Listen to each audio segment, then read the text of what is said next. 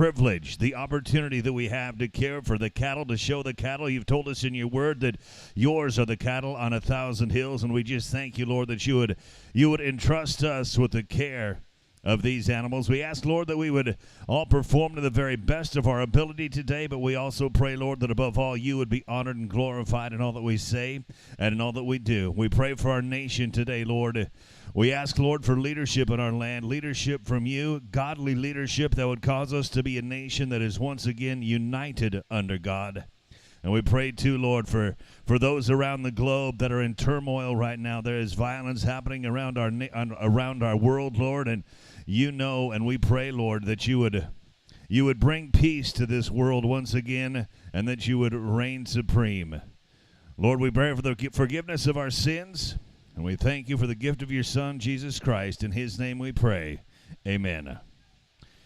If you would, please cast your eyes upon Old Glory for our national anthem.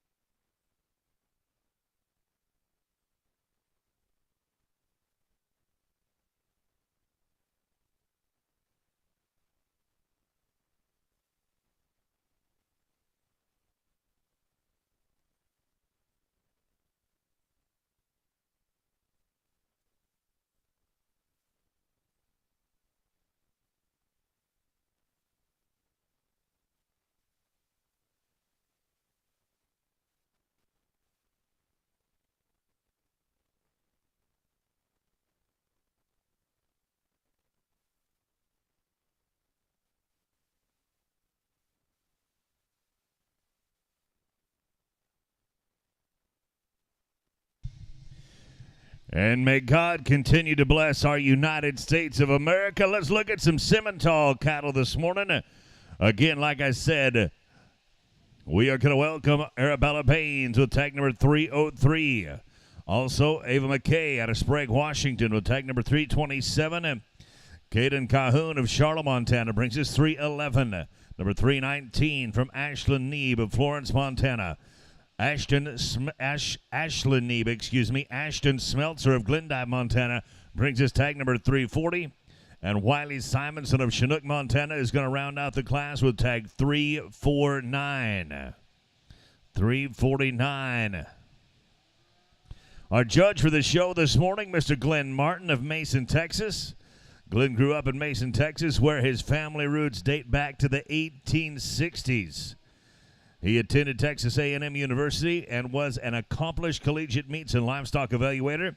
Glenn is married to Ray Ann, and they've raised 4 daughters through the ranching lifestyle. The Martin family raises competitive show goats, cattle, and Dorper sheep, and his girls have won Grand or Reserve Grand at more than 60 major livestock shows nationwide. Glenn has evaluated both breeding and market shows in 25 states, including numerous state fairs and various shows at Fort Worth, Houston, Louisville, and the American Royal. He spends countless hours helping youth excel in the livestock world through clinics, seminars, and his Bracing for Success camps. Glenn is always into promoting agriculture and educating others about the animal industry. Glenn Martin, thank you for being up here in the Magic City with us today. And we turn the floor over to you.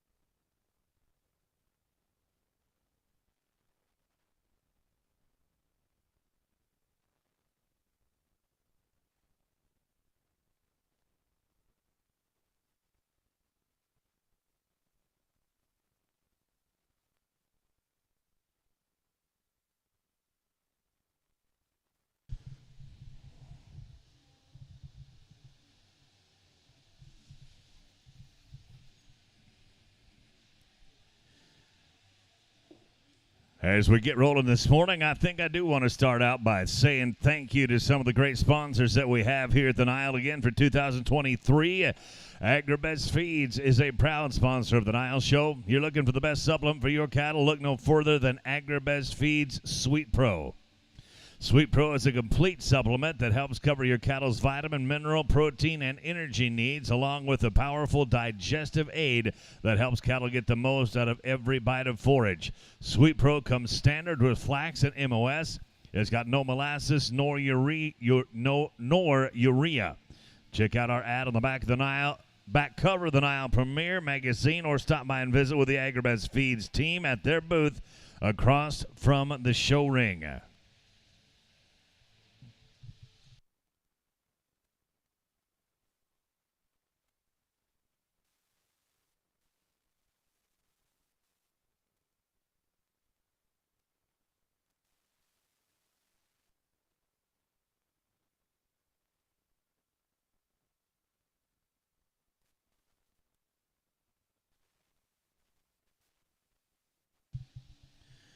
One of the brand new sponsors that we have for 2023, you can see their banner hanging up right over my head behind me. Stock Show Secrets would like to wish every exhibitor the very best of luck. Stock Show Secrets brand supplements have innovated the livestock show industry. Like their competitors, Stock Show Secrets offers performance-based products to make your animals do and look better. But Stock Show Secrets also offers products that for a safer show experience, a more rewarding show experience. They believe that no matter how good an animal is, it won't place very well if they cannot get shown well. That's what makes Stock Show Secrets different. Check them out online or on Facebook or Instagram. Just go to stockshowsecrets.com.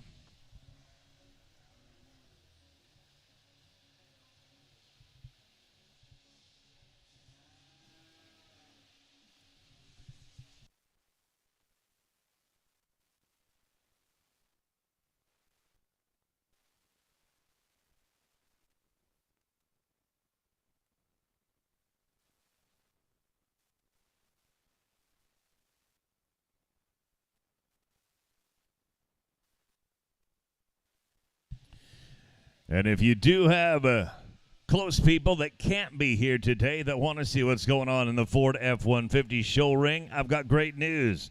They can check it out from anywhere around the globe. Just go to showbarnflix.com. That is showbarnflix, F-L-I-X.com. Or they can go to the Show Barn Flix Facebook page. They can see everything happening right here. And also a shout out to Next Level Images. They're getting shots at all the great competitors that we've got, the showmen and showwomen here that we're having. And they've got a office set up in the northeast corner of the Expo Center. That is Next Level Images. Make sure that you check them out.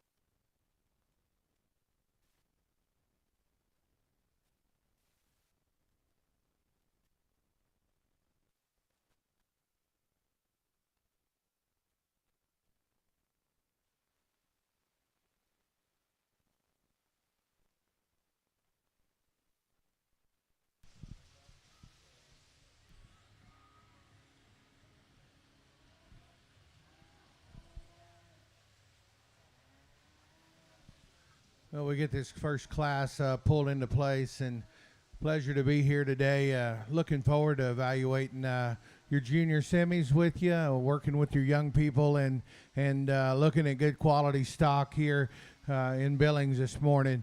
The one that leads off here, I think, does so pretty handily for me. I mean, if you don't like that kind of female, just in terms of soundness, in terms of body type, feet and leg placement, true design, natural width, all the advantage there to me in class sets in this one female here. Maybe not as trendy at the bottom side of her chest and right through the bottom of her throat latch is the one directly behind, but that one's got the right kind of build, the right kind of heel set, the right kind of toe quality, center body mass and flexibility to go on and lead off here, and I think that's a really good female.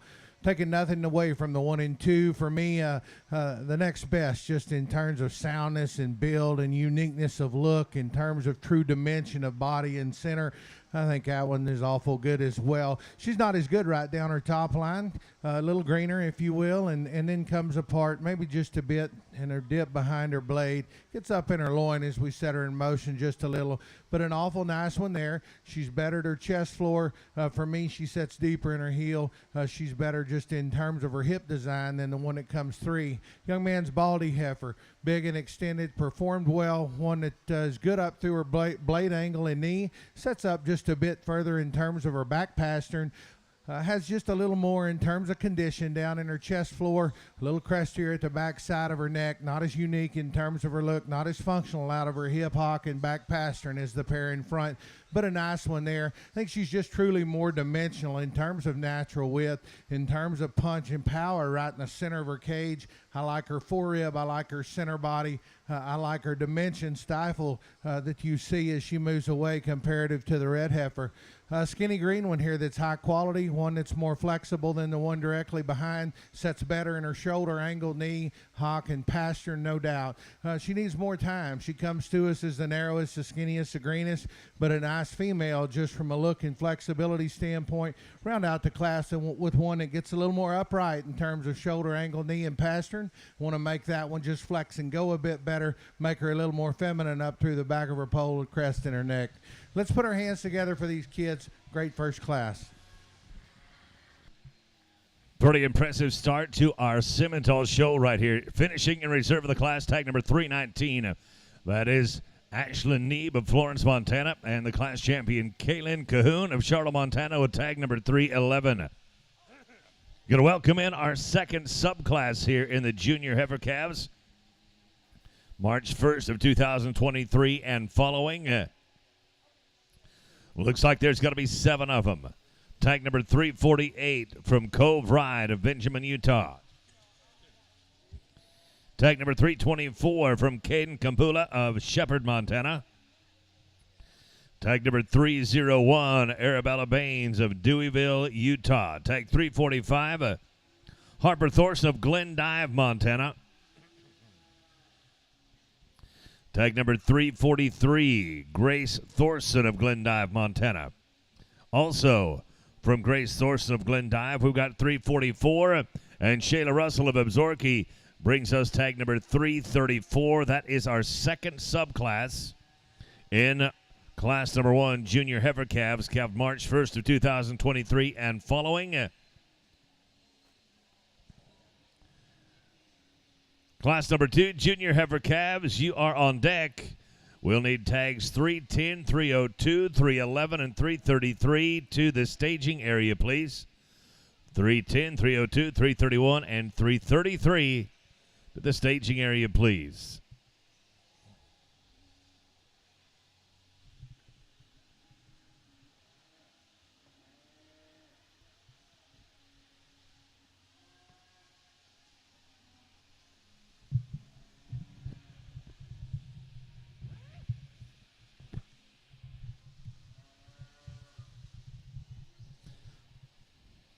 Select Sires offering an expanded sire lineup that includes more elite bulls from respected programs. Select Sires, Calving Ease, Carcass Cows. Stop by and see Jane Ansel at their booth in the trade show or visit your Select Sire representative. Pine Coulee Bulls, bulls bred and tested for convenience, efficiency, and profit traits. Pine Coulee Bulls sale will be March 11, 2024 at the Wagon Box Ranch of Hardin, Montana. They'll sell 170 yearling bulls, and thank you to Jim Stamfel and John Carroll, the Western Ag Reporter, serving the ag industry since 1940 and very proud to be instrumental in starting the NILE with founder Pat Goggins holding the #1 charter. Stop by their booth and sign up for your subscription.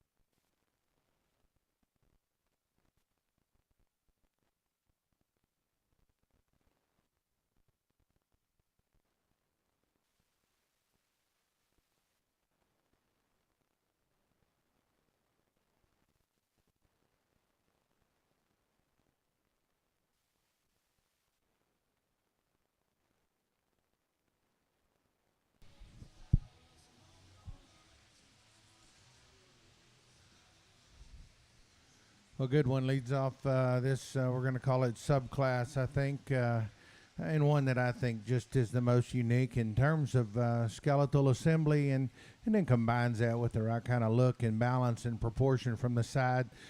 You could probably open her up just a bit in terms of her forerib, comparative maybe to the world of cattle, and maybe as you get right in behind her, pull her apart just a bit in terms of her pin set, but an awful nice one there, and one that comes to us just better in her hock angle and placement underneath her when you set her in motion than the 1 and 2. This 1 and 2 is big-footed, and she's rugged, and she's still feminine. She's got the right kind of look at the back side of her neck. For me, she wants to get up in her loins. She carries a little more set in her hock as she goes, and what's necessary, aesthetically pleasing in terms of flexibility, but then just prop her up. We just carry a little more hock cap, if you will. Like to just maybe extend her and straighten her just a nickel there to make her look more attractive on the move, but a nice one there. Similar story with the one that comes 3 for me, big-footed and robust in the center of her body. I think very broody, and I like that one from a brood cow standpoint. Very flexible, maybe to a fault just in terms of her back leg posture. Want to straighten that out just a little bit from her hock down and make her just look a nickel more attractive. I like her added length of spine versus the one that comes in 2. I think she's very, very big in terms of her cage, wide in the center of her body, good in terms of the shoulder angle and knee, not as attractive down low in her chest as the pair that come in front. Certainly for me, she's sounder out of her front end than the red heifer that comes next in class. Awful nice heifer just in terms of natural width, and talk about one that's powered up. She's got that, but she sets up just a little in her blade and knee. She's not as comfortable on her pasterns as we set her in motion. For me, I think she does do more in terms of width, in terms of one that's bigger hipped and bigger pinned comparative to our class as we move along. Young lady comes next in class, good bodied kind of female, one that's really practical, sounder than the rest in terms of how she moves her feet and legs, just not as much to her in terms of natural width and spread at her chest up through her hip. One that gets a little plainer in terms of her neck comparative to these up here and ahead of her in class. Come next in class with one that gets a little more rigid out of her front end and hock and pasture and placement. Similar story with the one directly behind. I think we just used a little nicer female just in terms of hock placement, one that's a little bigger bodied, a little bolder in terms of center here, and then we round out our class with a pair of them that get more rigid. You can tell they're more up and down in terms of their structure. Want to set them back, make them just a notch more comfortable in how they move. Put your hands together for these young people here in your second class. Finishing a reserve in the class right there, tag number 301, that Arabella Baines of Deweyville, Utah. And also from Arabella Baines of Deweyville, Utah, we have the class winner in tag number 303. That is TPHT MS Expression. We've got a smaller class coming here in class number 3, just 2 entries. These are calves from the month of January of this year.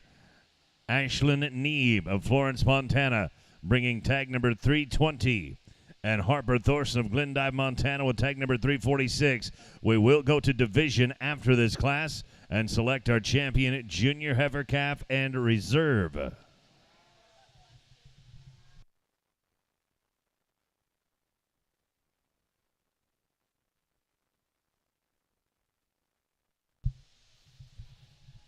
I stand corrected. I got one in front of myself. My apologies. We do have class number 2. Somehow I stepped right past you. My apologies. Chloe Burton of Deweyville, Utah, tag number 310. We look forward to seeing you. Tag number 302, Arabella Baines of Deweyville, Utah. Abigail Porty of Charlotte, Montana, brings tag 331. And Blake Rose of Sweet Home, Oregon, with tag number 333. Again, 310, 302, 331, and 333. Welcome to the Ford F-150 show ring.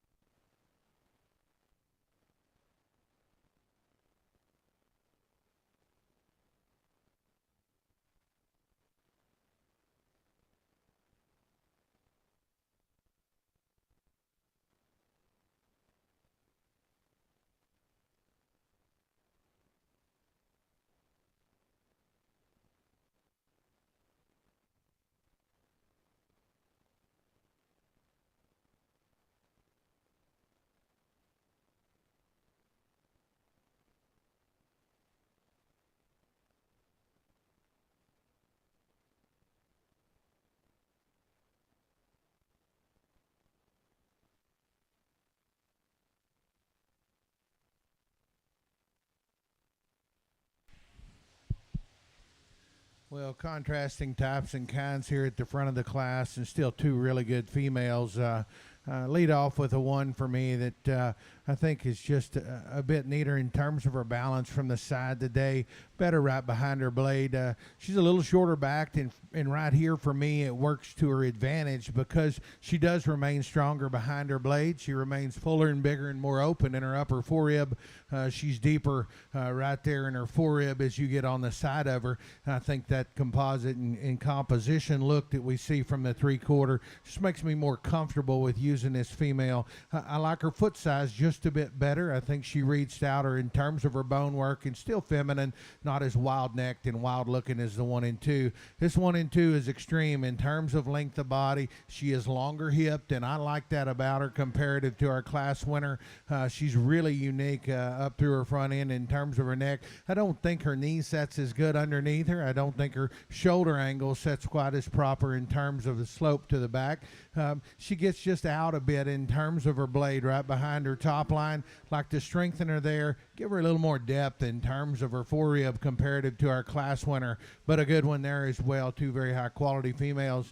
Young ladies that comes third in class, one that gets a little more upright in terms of her skeleton, still sounder in the way she's built out of her shoulder angle and knee, and square in her feet and legs than the red one that comes behind. Young man's red one is one that is extremely stout, gets a little burly for me just in terms of femininity. I'd like to make her a little neater right there, to pole back down through her head, shoulder, neck, and I would like to set her back in her knee, square up, make her more sound in terms of how she reaches, and make her just a bit softer at the surface. Congratulate these kids on another good class. Chloe Burton of Deweyville, Utah will take number 310, pointing to Perry, finishes second in the class, and at the top of the class, again, Arabella Baines, Deweyville, Utah, take number 302, Stop and Stare. Now we'll go to class number 3. Here's the 2-entry class that I was talking about previously. Tag number 320, Ashlyn Neeb of Florence, Montana. These are junior heifer calves calved in the month of January. Tag 320 from Ashlyn Neeb of Florence, and tag number 346 from Harper Thorson of Glendive, Montana. We go to division after this double entry class here. And while they are making their way into the arena, let me give a couple of more shout outs to the great sponsors that we have here.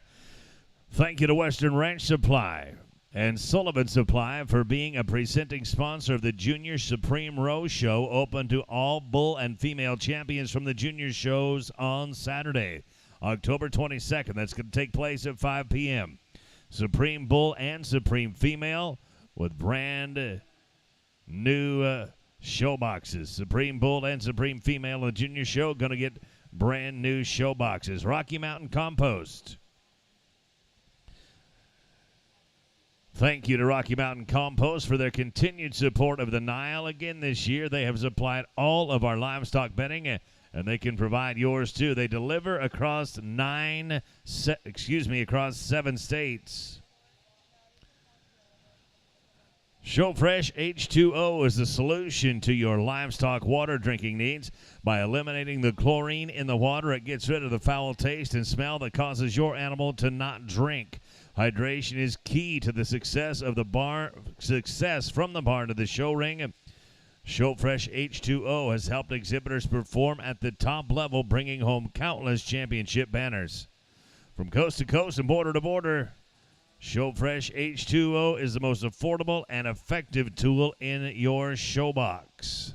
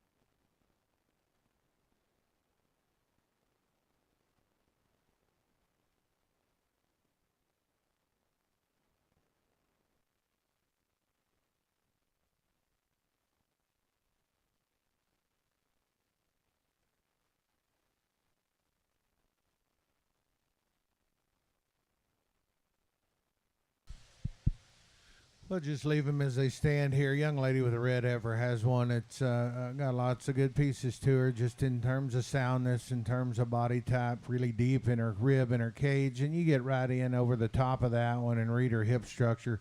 She is big at that front of her hip and carries that big square pin set to the back. One that's awful good just in terms of how she moves. She gets a little close at her knee and maybe not as true in terms of her flank line as what we care to see comparative to her forerib. I could just extend her a bit up front in terms of her blade forward and length of neck, but a nice one there that certainly deserves talking about. There's a high quality female. You done a nice job with that one. Young lady comes too as a high performing one that's longer spine, one that's really big in terms of her body. She actually has more center body and more flank than the one that leads off our class. She's pretty sound in how she moves and functional out of her rear too. For me, she just gets a little plainer in terms of her balance and look. She pushes more shoulders. She's not as unique in terms of her neck set, not as good in terms of her mass up high comparative, but a good one as well. Let's put our hands together for these two individuals.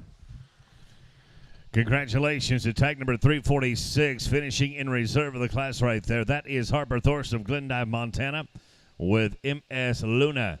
And betting on beautiful wins the class. That's tag number 320, brought to us by Ashlyn Neeb of Florence, Montana. We're going to go to division right now and make the selection for our champion junior heifer calf and reserve. So all those in contention for selection of champion junior heifer calf, if you would please, back to the Ford F-150 show ring.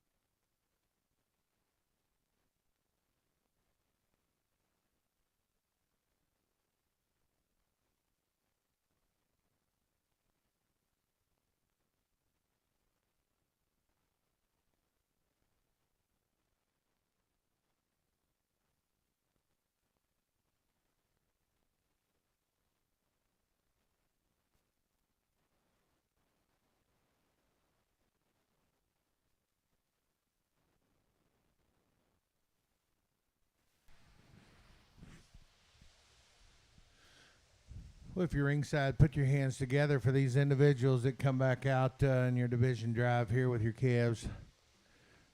Good quality stock that we have here within the division. I think high quality, good caliber cattle. Talked about these in class, and just a brief discussion here of our class winners. That one out of our first subclass, one that's incredible in terms of body shape and bone density.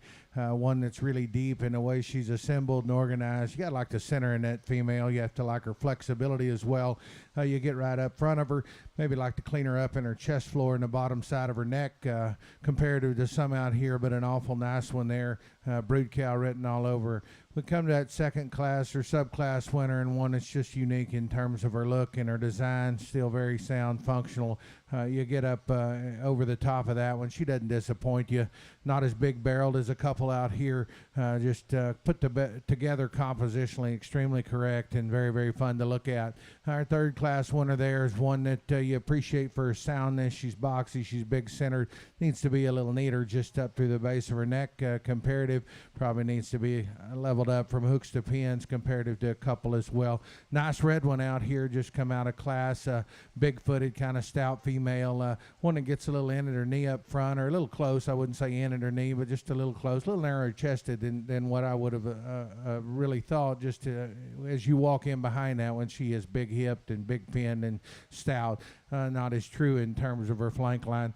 A good set of seconds over here, high-quality females that we have as well. Sound, functional, practical, useful kind of cattle, and those that work on the Ranger and the show ring as well. For me, I think there's two that just set themselves apart. I'll get you a champion in reserve.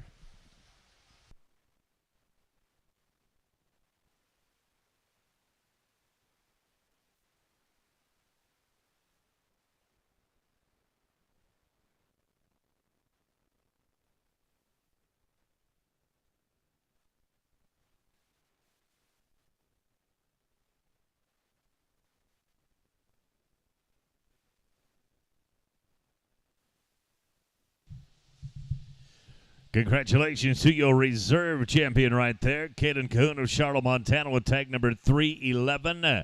And your champion is tag number 303. That one is MS Expression, brought to us by Arabella Baines of Deweyville, Utah.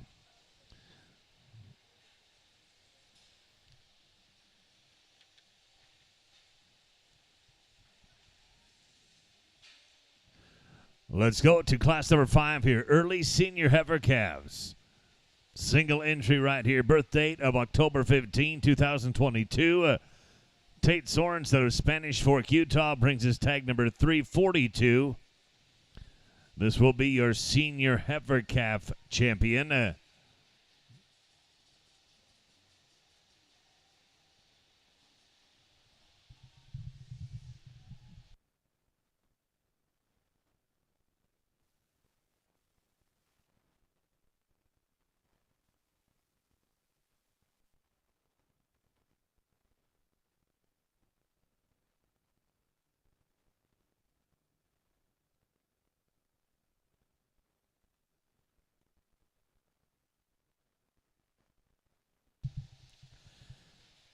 Class number 8, be thinking about it. You are just a few minutes away. That's tag 380 from Abigail Porty of Charlotte, Montana. Hardy Gillard with tag number 315. Stevensville, Montana. Also, Brianna Jones of Eunice, Texas, with number 318. We are looking right here for class number 5, single entry number 342.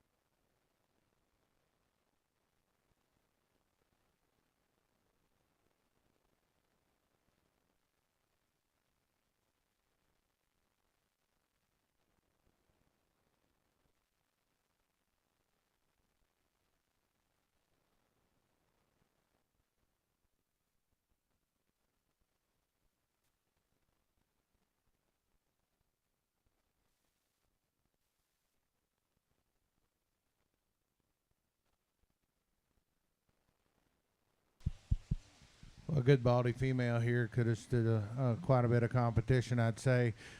Just in terms of joint angles and flexibility, that one gets around awful good. You gotta like her if you like broody kind of cattle that are big barreled and have a lot of punch and power to them. That one does.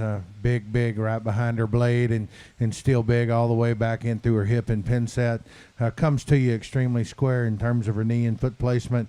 One that we'd like to extend just a bit, blade forward, give her a little more show ring presence up through her neck. Here's one that wants to roll off the outside of her heel and back as she goes away from you. That's picking on an awful nice one. Good job, young man, with that female there. Very impressive single entry right there. That's going to be your champion senior calf. That is tag 342 from Tate Sorensen out of Spanish Fork, Utah, with your right. That's going to bring us to class number 8. Class number 8 coming at you here. Tag 330. These are April yearling heifer calves. Tag 330 from Abigail Porter of Charlotte, Montana. Harley Galliard of Stevensville, Montana will bring us tag 315, and Brianna Jones of Eunice, Texas brings us 318. I'm going to try and read a class out in front so that we can keep our staging area full. If you would please, Simmental showmen and showwomen, make sure that you are to the staging area prior to your class being called to the F-150 ring. So tag 337, you should be to the staging area. You're on deck. That is Brooke Silicki of Brownsville, Oregon. Also tag number 312, Callie Cordial of Cheney, Washington. Tag number 314, Landon Daniels of Garland, Utah. Reagan Nansel of Billings, Montana with tag 329. And Timber Billman of Rigby, Idaho. You are tag 308. You are on deck. 337, 312, 314, 329, and 308. You are on deck. Right now, we welcome again our April yearling heifers. Tags 330, 315, and 318.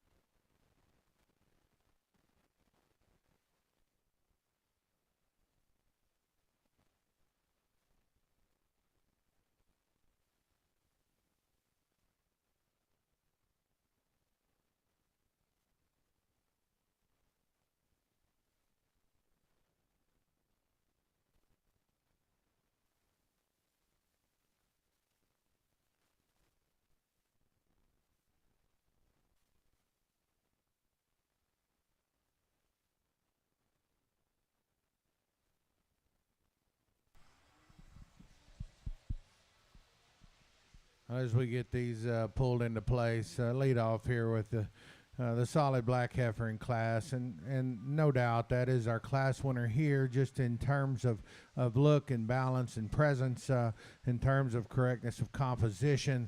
I think she just gets ahead of them pretty quickly, in my opinion.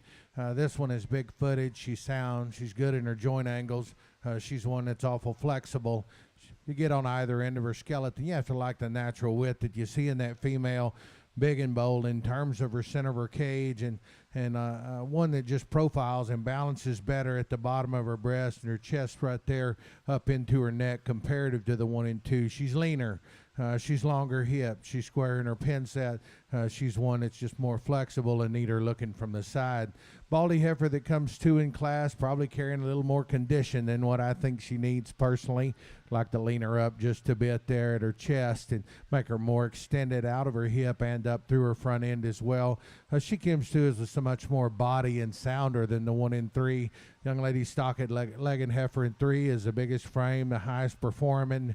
Frankly, works to her disadvantage in class here as we get one that just too tight in terms of her center body and flank, too upright in her shoulder, knee, hock, and pastern. Let's put our hands together for these young ladies. Nice class here. Super impressive class right there. Tag number 315 finishes in reserve. Harley Gillard of Stevensville, Utah, was Sidbar Jaleb. And at the top of the class is Mary's Wise. That one brought to us by Brianna Jones of Eustis, Texas. We'll go to March yearling heifers now. This is class number 9. Looks like we've got 5 of you right here. Tag number 337. Brooke Silicki of Brownville, Oregon. Number 312, Kelly Cordell of Cheney, Washington. Number 314, Landon Daniels of Garland, Utah. Reagan Ansel of Billings, Montana, bringing tag number 329. And Timber Billman of Rigby, Idaho, brings tag number 308. Again, this is class number 9. Tags 337, 312, 314, 329, and 308. We've got a single entry class on deck. That'll be tag number 317 from Ashley Jerky of Clyde Park, Montana. Tag 317, February yearling heifers, you are on deck. Tags 338 and 321, you are in the hole. 338 and 321, you're in the hole.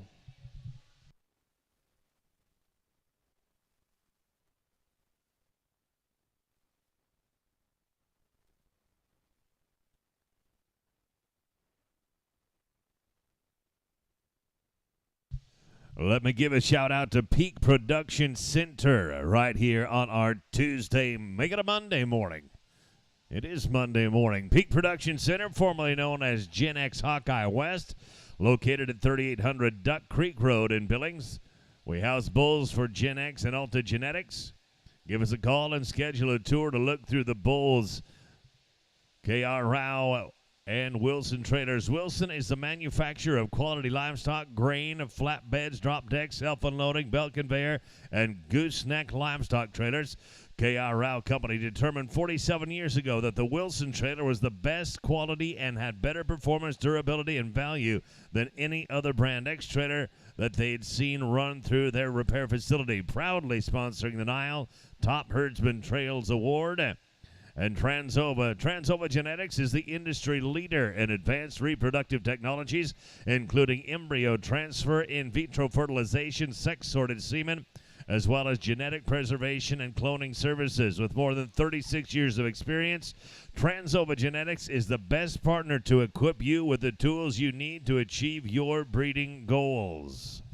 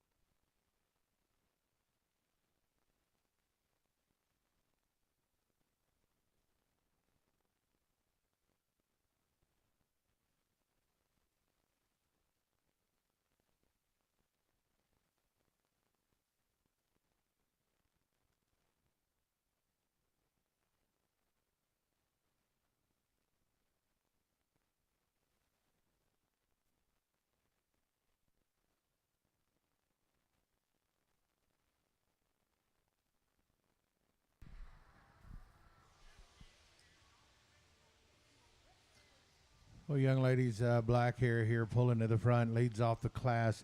Does so pretty handily for me, just in terms of build and look and balance and presence. One for me, maybe we could put a shot more flank into her, tie her just a bit lower in the way she ties her quarter down into her stifle from the side. But here's one that has all the added look, the added presence, the added build, and I like the youthfulness we see up through her neck, head, and chest comparative to two. I like the way she sets down her back feet square as she travels, one that comes longer and more extended out her front, longer in terms of her hip. Good cattle there. I like that one quite a bit. Baldy heifer comes two in class, and one that's really practical in terms of her center body, one that's got the right kind of joint angles as she goes. She pushes and rolls just a little bit in back, and that's okay for me because I think she comes with so much more broodiness and power when you read her right there in her forerib and her center body back in through her upper hip and pin set. Awful nice one there. She just gets out a bit more in terms of her brisket, not as extended up front or as extended in her hip comparative to our class winner, but a good one there.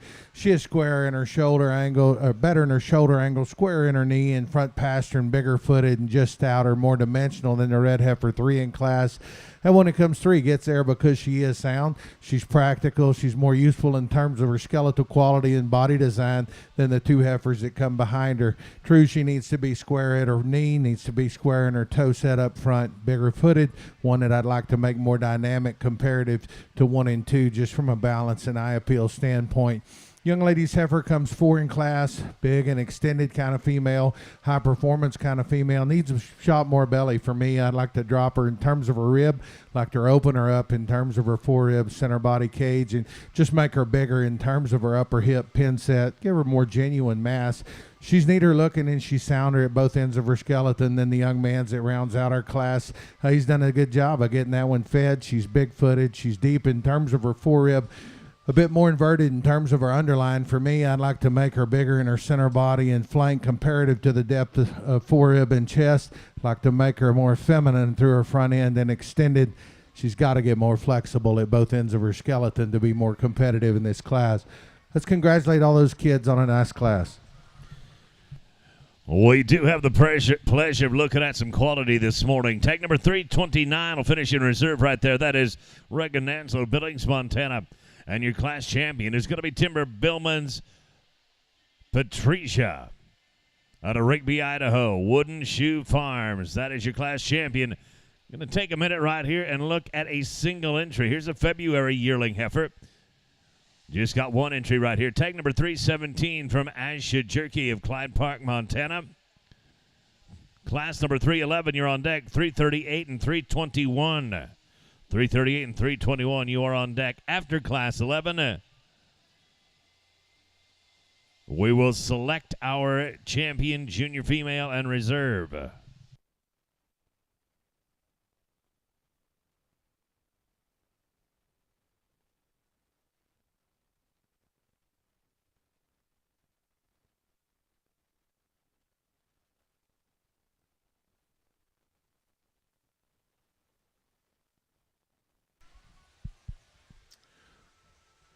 Well, young lady here has a single entry female, and one that you appreciate from a soundness and flexibility standpoint. Here's the kind of female that you think can travel and make some country and work out on the range, if you will. For me, she's got to be more eye-appealing and just a bit denser in terms of bone quality, center body, and upper hip. But nice one there from a soundness standpoint. Let's put our hands together for this young lady and her single entry heifer. Tag number 317, a single entry right there, but certainly not lacking in quality.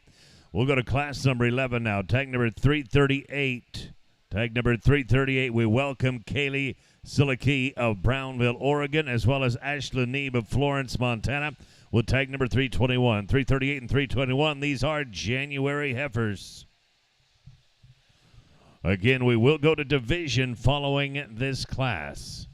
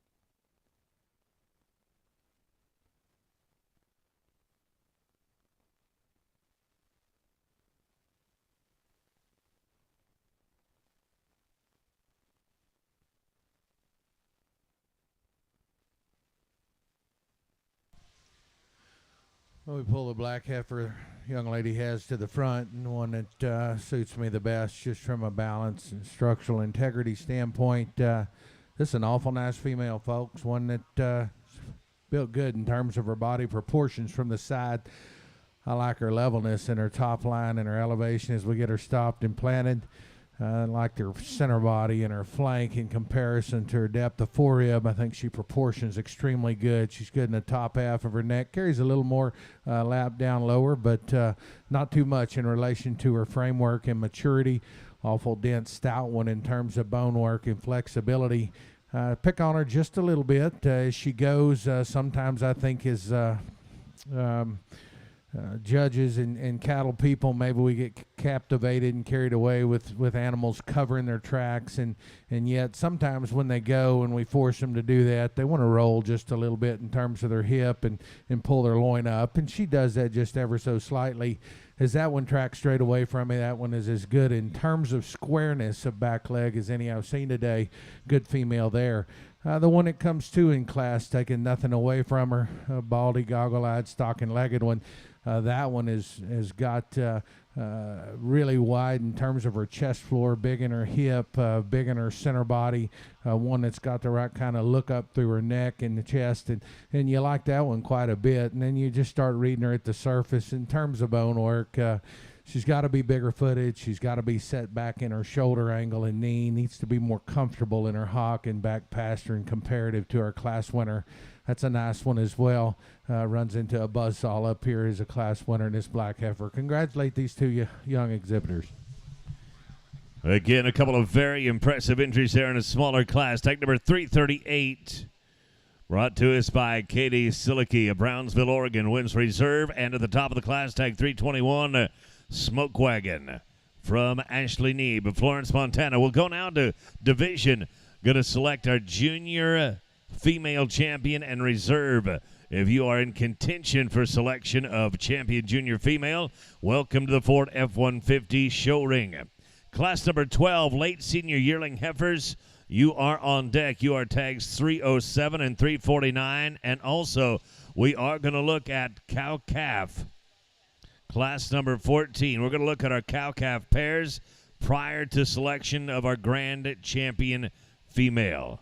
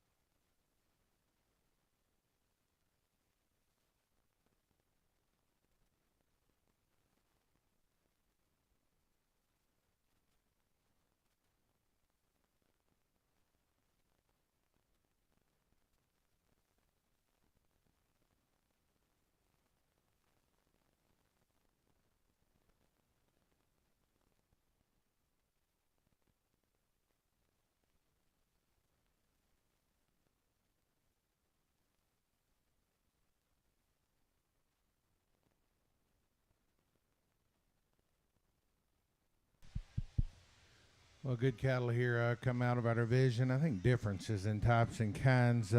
Start with a real broody one that's sound and probably not quite as attractive up through her front end as a couple that are out here, but one that you really appreciate from a foot size, a flexibility, and a body type standpoint. Another one there comes next, one that's bigger framed and more extended, just by comparison to at least a couple, a little more rigid in the way she moves her hock, doesn't tie as big in her pin setter, as deep probably in her quarter when you get on the side of her and just read her in terms of that, but wild looking when you get her propped up here, awful attractive. You gotta love that one, just when she's standing still here from the side, very unique in terms of her look. Talked about the three, and the one that's really sound, just not as much presence out here, bone work or body as those around her. And then that last one comes out a little more moderate in terms of her outline and her size, very functional in how she's designed, good in her bone work and her set to her knee and her shoulder, and in terms of flexibility, an awful nice one. Gets a little smaller in type and kind, if you will. So I think some trade-offs, some give and take. Pick your poison, what you like. I think a trio of them out here extremely good, taking nothing away from the twos over here, but awful nice cattle here in the front line. Put your hands together for those girls. I'll get one more look and pull you a champ and a reserve.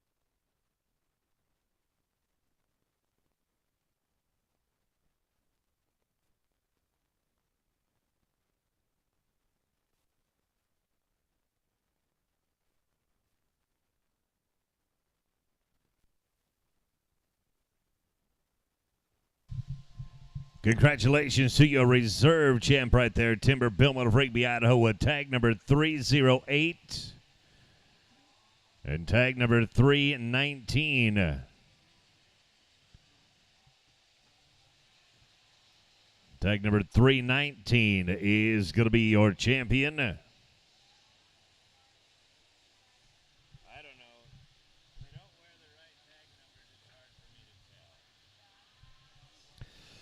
We are going to go to late senior heifer calves. Now, I mentioned a moment ago that we were going to move our cow-calf class up to before the grand champion selection.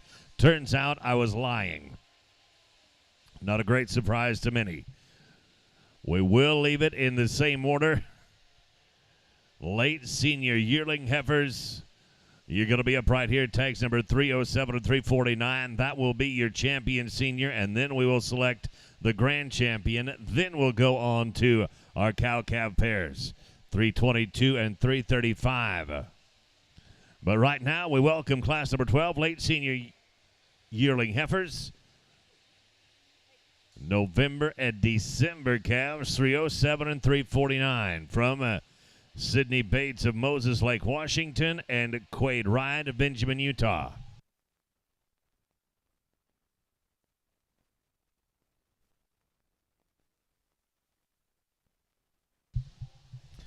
One other thing that I would like to mention to our showmen and showwomen, I know it is a little bit of a pain in the rear end, but if you could kind of make sure that you are wearing the back number that corresponds with the livestock that you are showing, it makes our job up here of keeping the records correct much, much easier. So if you could please just kind of double check, take a second, make sure that your back number does correspond appropriately with the stock that you are showing, and thank you.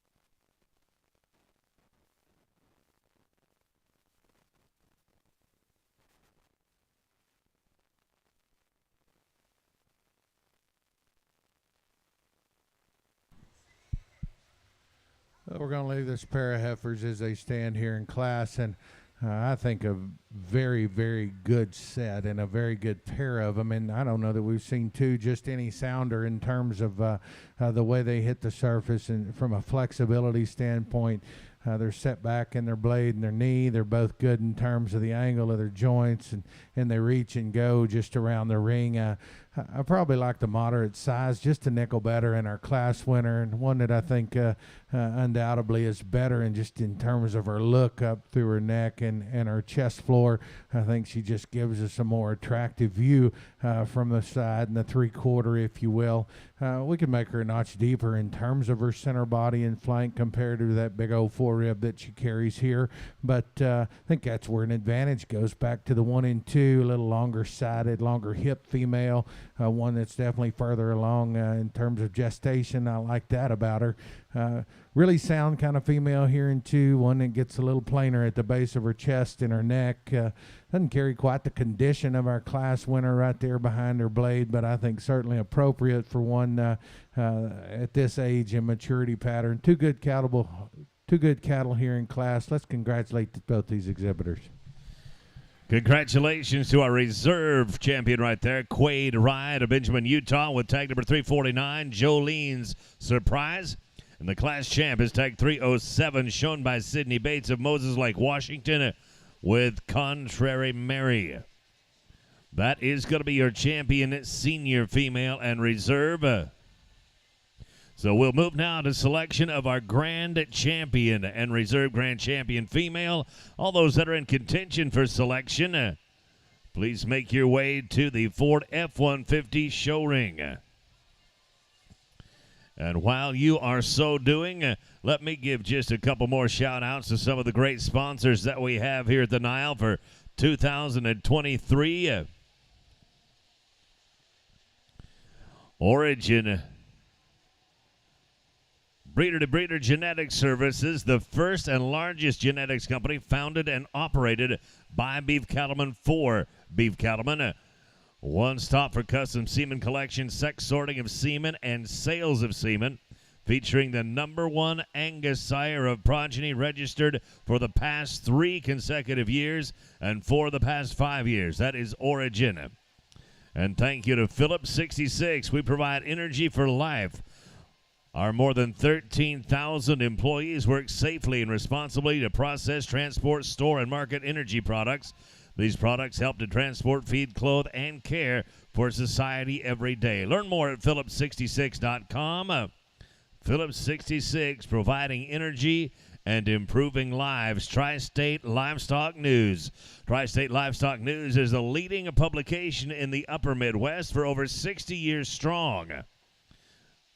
Published every Saturday, Tri-State Livestock News provides timely agribusiness news, rodeo updates, livestock market reports, and community event coverage in a 9-state region. You can visit them online at tsln.com or otherwise go over and visit with them at their booth that is set up right inside the entry just as you come in.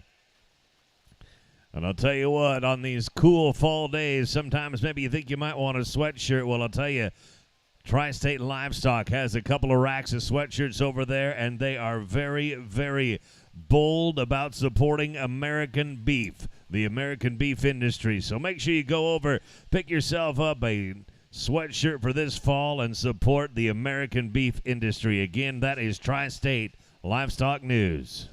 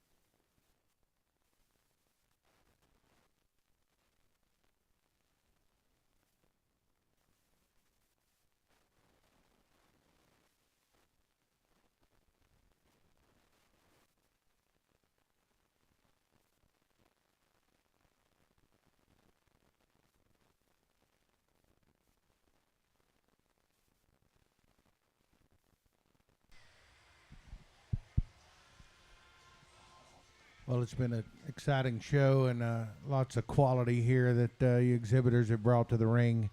I think congratulations are in order for all these that come back out in your champion drive. Let's put our hands together for these exhibitors, if you will.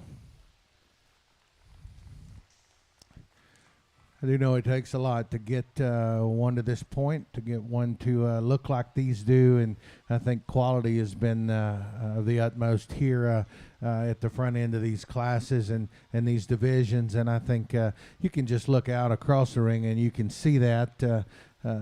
Hopefully you can see the similarities, the ones that I see and the kind that I like, just from a flexibility and body type and conformation standpoint, and then try to make these cattle as unique as we can in terms of their width and their look, and still keep the right kind of presence. I think we've got an exceptional set, both the champions and reserves.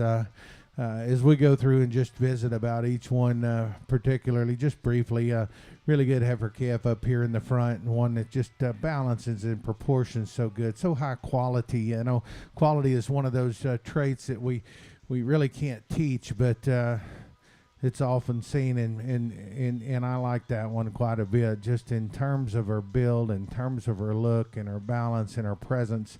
That one's got the right kind of width and squareness and bone quality, the right kind of look and body type. You know, obviously younger, not as far along, but reader in terms of chest floor and center body and upper hip and pin set. That one's got the right parts and pieces to go on and be a big-time big one. Next one comes baldy heifer, big footed, and one that's stout and sound, not quite as attractive, but broody in terms of the center of her body. One that you just have to appreciate in terms of foot size and bone work, and still maintaining the right kind of look at the back of her neck. Just need to extend her a bit, comparative dropper, and just in terms of her forerib and center body and flank compared to some of those around her, but a good one. Talk about that third one there, and one that come out of a really good division. I like the levelness of top line. I like the proportion and the balance, flexibility of that one. That one's got the right kind of look up front and still maintains the right kind of density in terms of her skeleton and her body type. Big and square in terms of her hip, and that one goes away. She's really good to the ground. Baldy that we just talked about there, one that does high quality as well, not quite as attractive, not quite as good in center body and flank, but an awful nice one just from a soundness and practicality standpoint. We get over here in terms of reserves, calf that's got all the center in the world, and one that's really sound, not quite as attractive up front as some of these, but an awful nice one there. And just talked about that wild-looking one, Lover, when the girl props her up, gets a little bit maybe more rigid in her hock and back pasturing compared to some, but awful good-looking, awful high quality there. Let's talk about the young man's bred here on the end. That one's just got brood cow written all over. Once again, gets a little plainer and deeper at the base of her neck, and one that's just not quite as far along from a composition standpoint comparative, but awful good ones. Once again, put your hands together. I'll get you the champion reserve.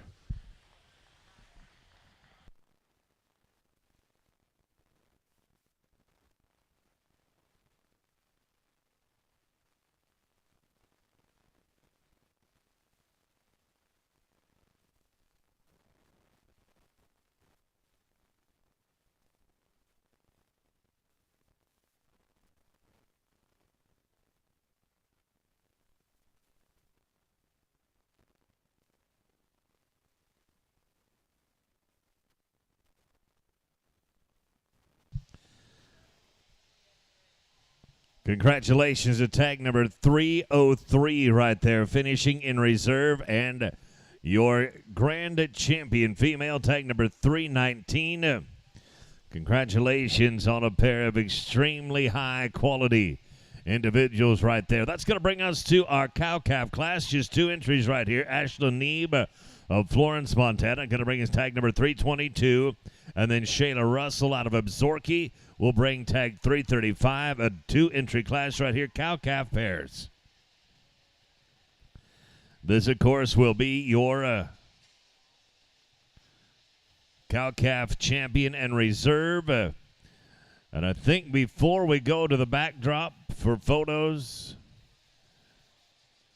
maybe we'll look at our Simmental bulls. We've only got 3 of them to look at there, so we'll look at those 3 bulls, and then we'll go to backdrop for photos, and then we'll do our showmanship class.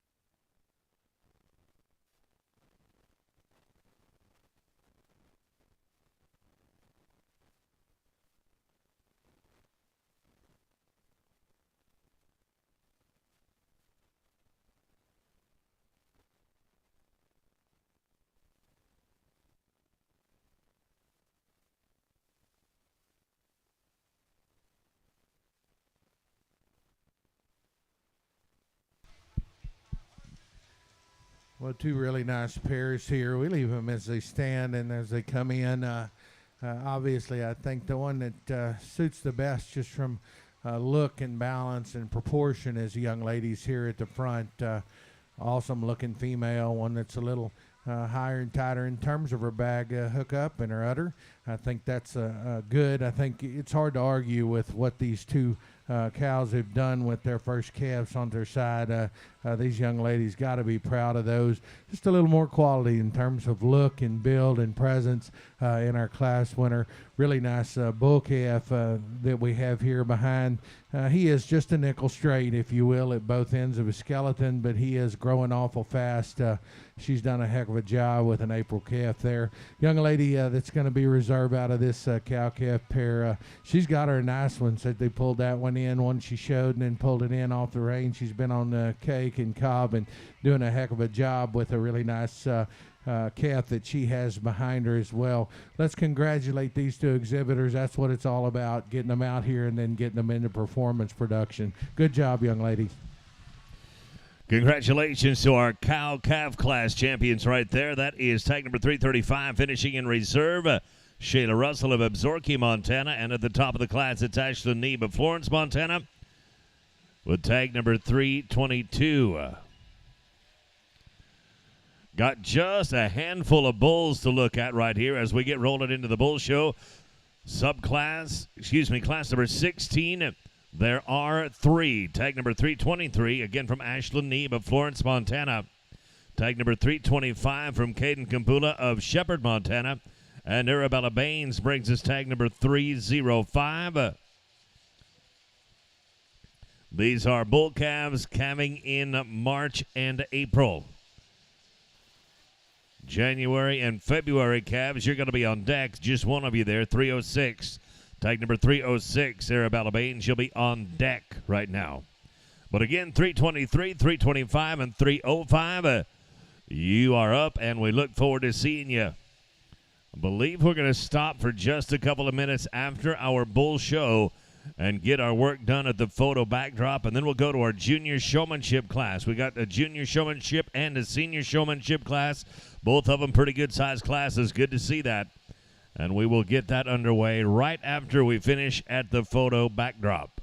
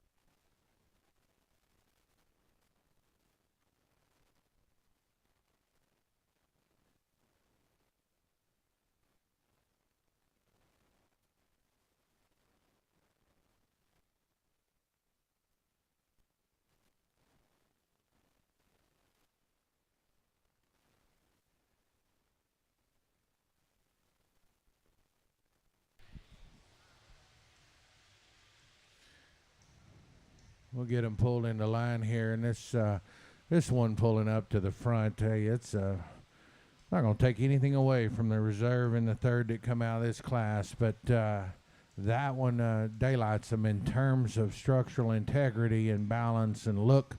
Proportion from the side, I think, is spot on. That one has the right kind of angles to his joint work and gets and goes and reaches and covers the ground exceptionally well. He's sounder than the 1 and 2, way smoother than the one that comes in 3.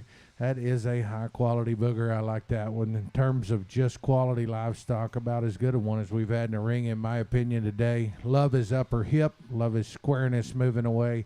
I think that one's got lots of promise. Take another away from the 1 and 2. Awful good-looking one that's long spine and level design. He gets up in his shoulder and knee a bit. He's not as comfortable out of his hock and pasturing in terms of his reach and his set and his heel. I'd like to change that about him. If we can do that and just give him a little more center, if you will, I think that one would just proportion and look that much better, particularly if we get him in motion. I think his balance just beats a 1 and 3, just in terms of his shoulder, in terms of his look and his forerib, the way he blends back from his neck down his top line. He's just more attractive in how he looks up to his front end and from the 3/4.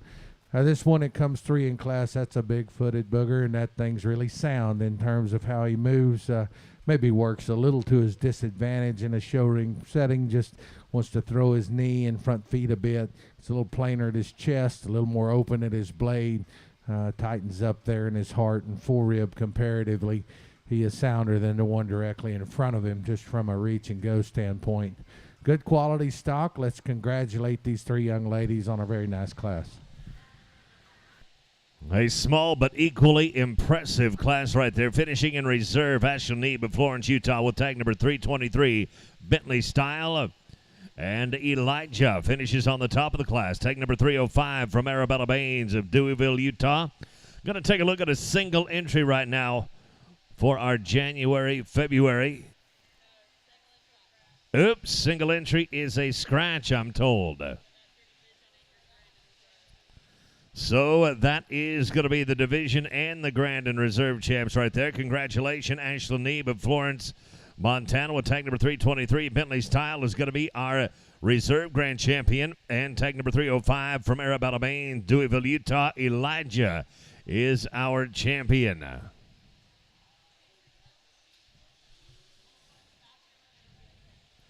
We will pause right here for our picture break. So if you are fixing to have photos dealt with, head on over to the backdrop. Glenn Martin will be there momentarily for the photos. Junior showmanship, be thinking about it. You are going to be first out in our showmanship divisions.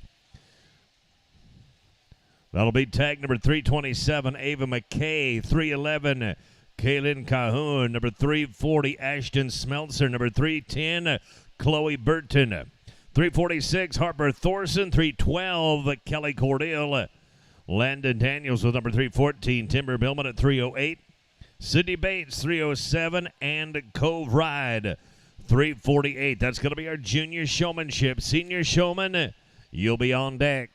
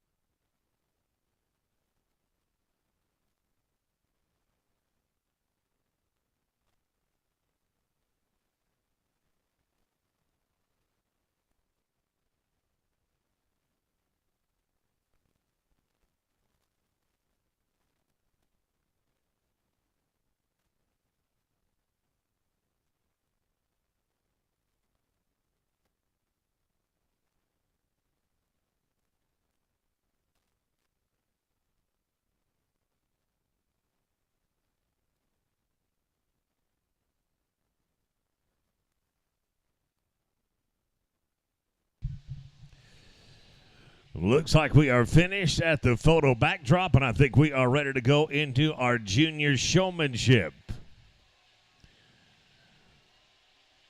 Junior showmanship looks like a pretty good size class in the junior showmanship. That, of course, is good to see.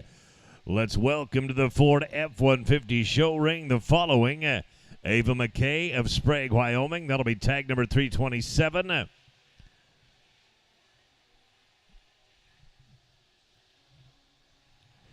Also, tag number 311, Kaden Cahoon of Charlotte, Montana. Tag number 340, Ashton Smeltzer of Glendive, Montana.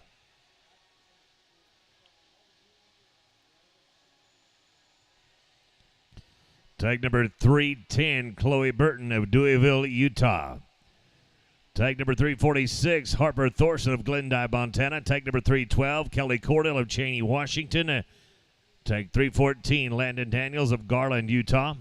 Tag number 308, Timber Billman of Rigby, Utah. Sydney Bettis of Moses Lake, Washington will tag 307. And finally, tag number 348, Cove Ride of Benjamin, Utah.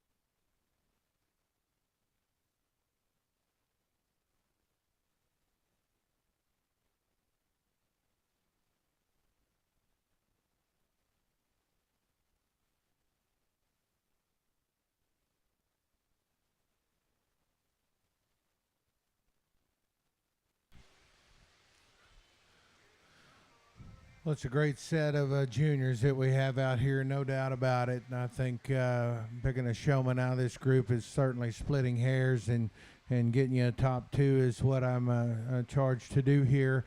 I think all of you are doing a very, very nice job. Seem very comfortable with your cattle.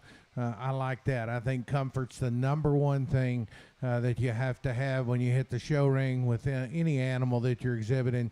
You got to be comfortable with them. It has to look natural for you. I've always told my kids this has to look like the only thing you do on the day you're doing it. And so I commend all of you for that. I do feel like there's probably a trio or so that maybe are just a little better, maybe four, just in terms of show ring presence, in terms of probably doing just a little better job at getting feet and legs where I really want to see them. And I think the differences among them probably is just the amount of time it takes to get to the point, and then just how well they keep the neck and head set. You know, too high is not good, too low certainly not good, just right's there in the middle. And I think a couple of these are just a bit better. If you would put your hands together, I'll get you a champion in reserve out of this group.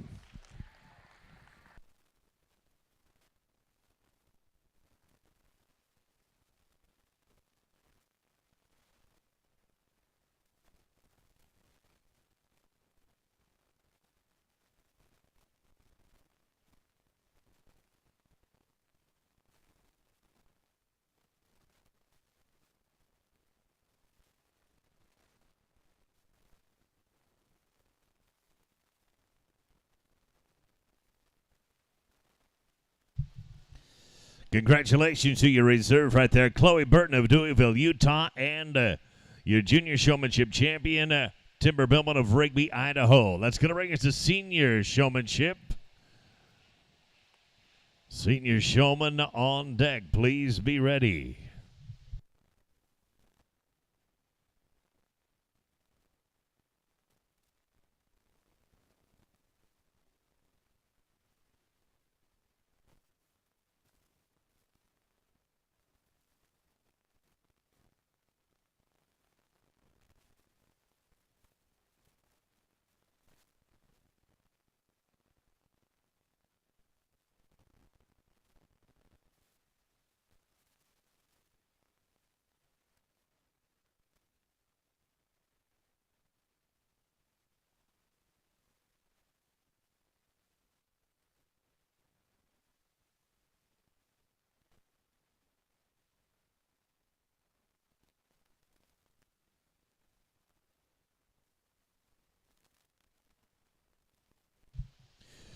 We'll welcome into the Ford F-150 show ring Wiley Simonson of Chinook, Montana, tag number 339. This is your senior showmanship class. Grace Thorson of Glendive, Montana, with tag 343. Tate Sorensen of Spanish Fork, Utah, tag number 342. Arabella Baines of Deweyville, Utah, tag number 304. Abigail Porty of Charlotte, Montana, tag number 330. Brianna Jones of Eustis, Texas, with tag number 318. Reagan Nansel of Billings, Montana, tag number 329. Ashley Jerky of Clyde Park, Montana, with tag number 317. Ashley Neeb of Florence, Montana, with tag number 321. Shayla Russell of Absaroka, Montana, tag 335. Quade Wright of Benjamin, Utah, tag 349. And Harley Galliard. Here is your senior showmanship class.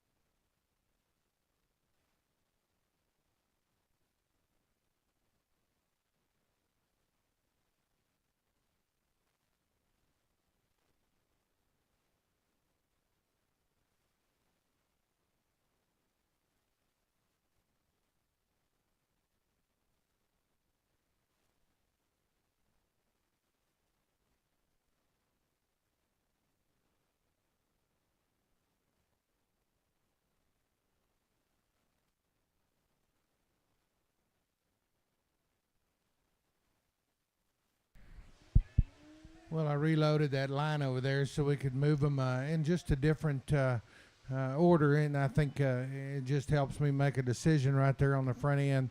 I will say there was four of you individuals that I felt like did a nicer job just in terms of feet and leg placement when you came out. I feel like probably walked maybe the more consistent pace in terms of keeping headset and neck carriage where you need it on the move.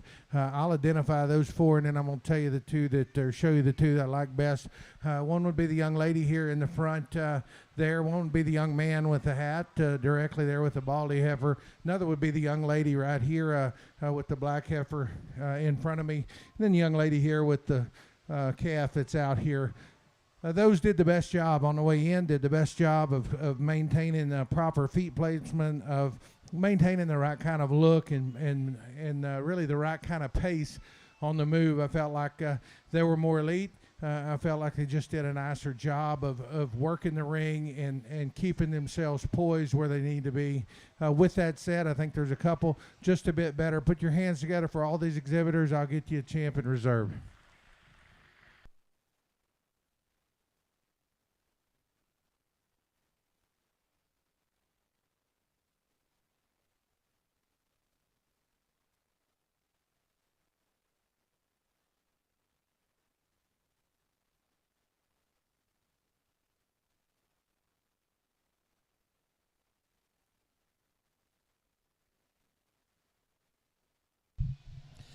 Congratulations to the top two in the class. In reserve as senior showmanship, it is Brianna Jones of Eustis, Texas, and Arabella Baines of Deweyville, Utah is going to be your senior showmanship champion. Congratulations.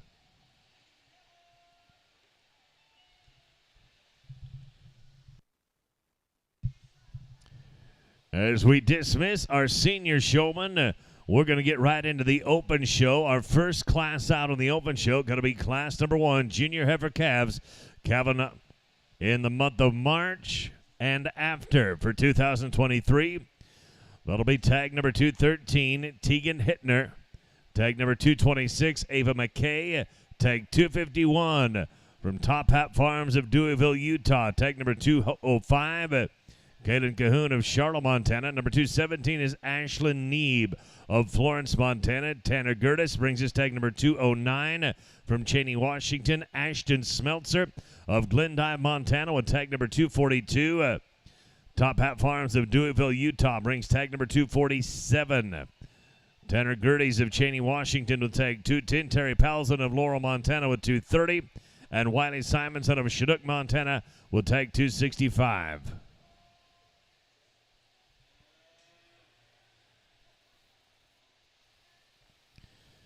And with that, we thank Glenn Martin very much for his services in our junior show this morning, getting us underway. A fantastic job. And, of course, we welcome in for the open show Dan Fawcett of Reheight, South Dakota.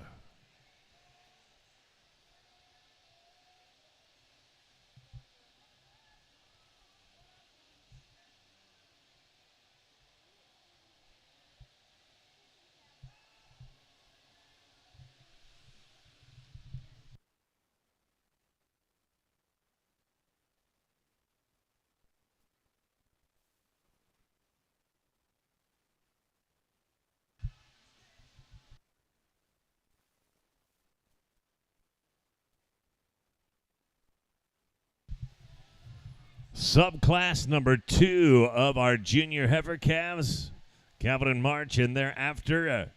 You are on deck. Subclass number 2 is on deck.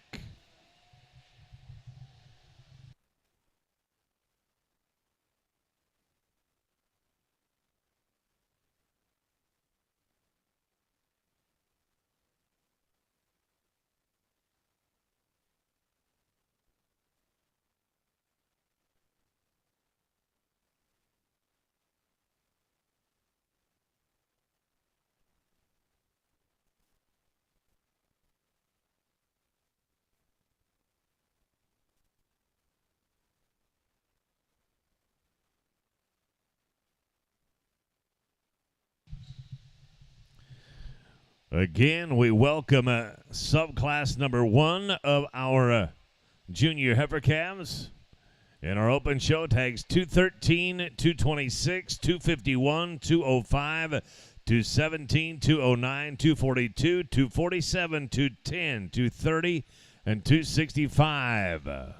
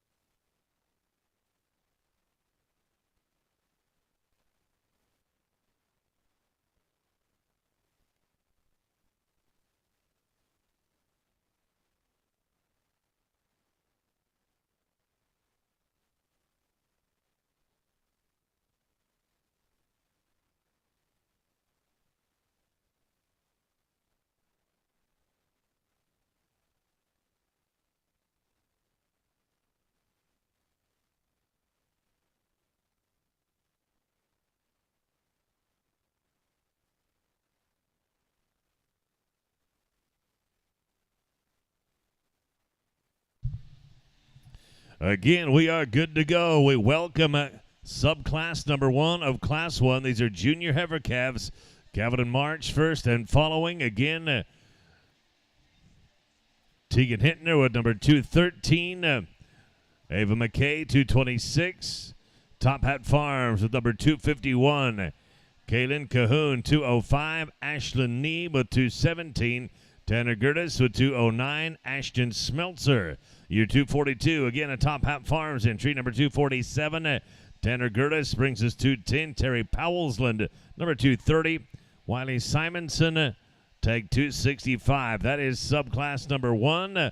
Subclass number 2, you are on deck.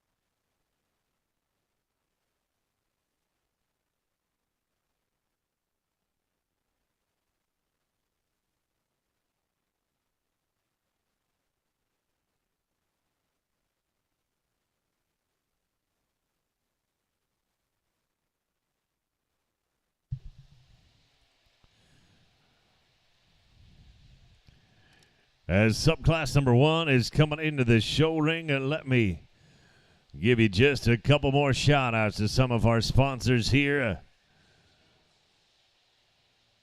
as we enter the open show. Northern Ag Network, KGHL NILE Stock Show is brought to you by the flagship station of the Northern Ag Network, home of award-winning farm broadcasters like Taylor Brown, Coulter Brown, Andy Schwab, and Brett McKay.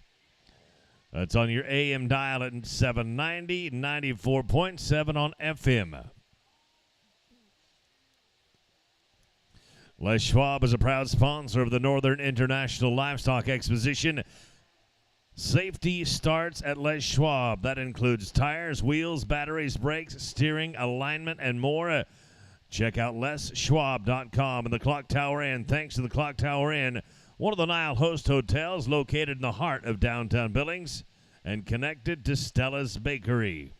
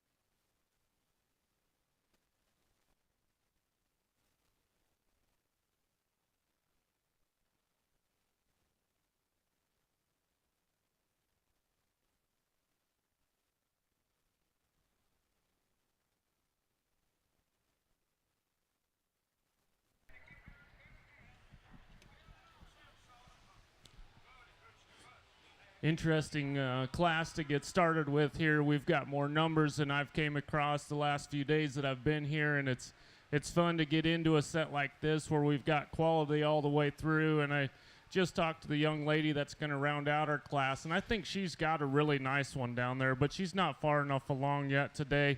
But that one is good structured, and she's got a bright future ahead of that one as well. We got two that come to the top here pretty quickly, in my opinion, and this one that starts off our class, when you just study her structurally, she wins in that standpoint, and then you start to look at her phenotype and presentation, her body shape, her length of body, her overall balance, the amount of muscle that she has. I think she just kind of runs away with this class. Very nice heifer, a very logical way to start. Then we get into some decisions to make, and I think that second heifer is one that most closely follows the same type and kind as our class winner. Same type of silhouette, long and level down her top. She's level and square from hooks to pins, more than adequate at the ground, plenty of power. Two nice heifers here to start off our class. We got a few different options here coming next. I'm going to go ahead and use the young lady's heifer that's a bit stouter compared to the heifer that's right below her.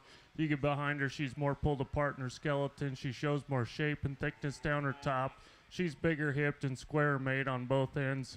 To run any higher in this class, she just needs to be a bit smoother up through her forerib into her shoulder. Make that transition to be a bit neater to move up over that second place one. Her next heifer comes out as one that you appreciate for her length of body. She's straight in her line. She's fairly level down her top. Get out in motion. She's fairly good. I'd like to change her structurally up when you study her front too. I realize this heifer's got some mass and power and length when you study her from the side. You get behind her and there's just not quite enough heifer there to go any higher today. Baldy heifer here coming next is one I really like standing still. And this one's packed full of muscle and power and shape. Just a really highly presented heifer, well fit. Comes in here, this gentleman knows what he's doing on the halter, but you set this one in motion, she gets a bit too rigid up on her pasterns, doesn't handle her hind leg quite good enough to move any higher today, but a really nice one there standing still. Young lady's heifer that makes the turn next is one that I do like for that added power and shape and mass. You study her muscle pattern. She's got more muscle than most in this class, but she just doesn't tie everything together quite as smoothly as the other heifers. You study her up from her shoulder into her head and neck. I'd sure like to see her come out higher on the top side of her shoulder up towards her front end, but a really nice, well-balanced one, just gives up some of those bells and whistles. Young lady's heifer coming out next is one that standing still can give you a really good look. Really well-balanced, high-eye appealing, attractive type of female when she's standing still. But when you set this one in motion, she just doesn't handle her top line quite as well as she needs to. Gets a little bit up in her center portion, weak in her loin. If we could make that changes about her, she could definitely go up a spot or two. Another useful, nice-looking heifer that's really cool to look at when she's standing still. I appreciate the balance on the stand still, the look that she can give you. But when you set her in motion, you study her back too on her pasterns and her hock. I just like to see her a bit more comfortable, move with a bit more fluid and ease to go any higher. Bit more moderate heifer that comes out next, and I like this heifer, and she's stout, she's square, she's got some power and shape. She just doesn't blend all her pieces together quite as well as I like. I'd like to see her a bit stronger there behind her shoulder, a bit more opened up in her forerib to compete with any of those heifers right above her, but a really nice, striking, moderate framed heifer there. Young man's heifer that comes next is one that he's having some troubles with here, but I think when this one gets out and moves, she's got a really nice read. I mean, she's well balanced when she's standing still and set up, and she can get out, go with some fluid and some fluid and mobility is on the motion, but a heifer standing still just doesn't quite give us the same type of look as some of the cattle right above her. Sound functional type, got a bright future, just needs to be more of her. Young lady's heifer that comes out next is one that I do like, and I quickly explained that earlier. I think when you study her structure, I think everything is there. Everything is good on this heifer. She's a good type of cattle. She's functional. She's good looking.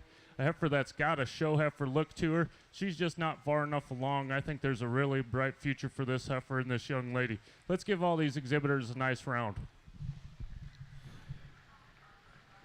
Pretty good numbers in that class and some extremely good quality in that class. Tag number 247 from Top Hat Farms finishes in reserve. That is tag number 247, MS Expression.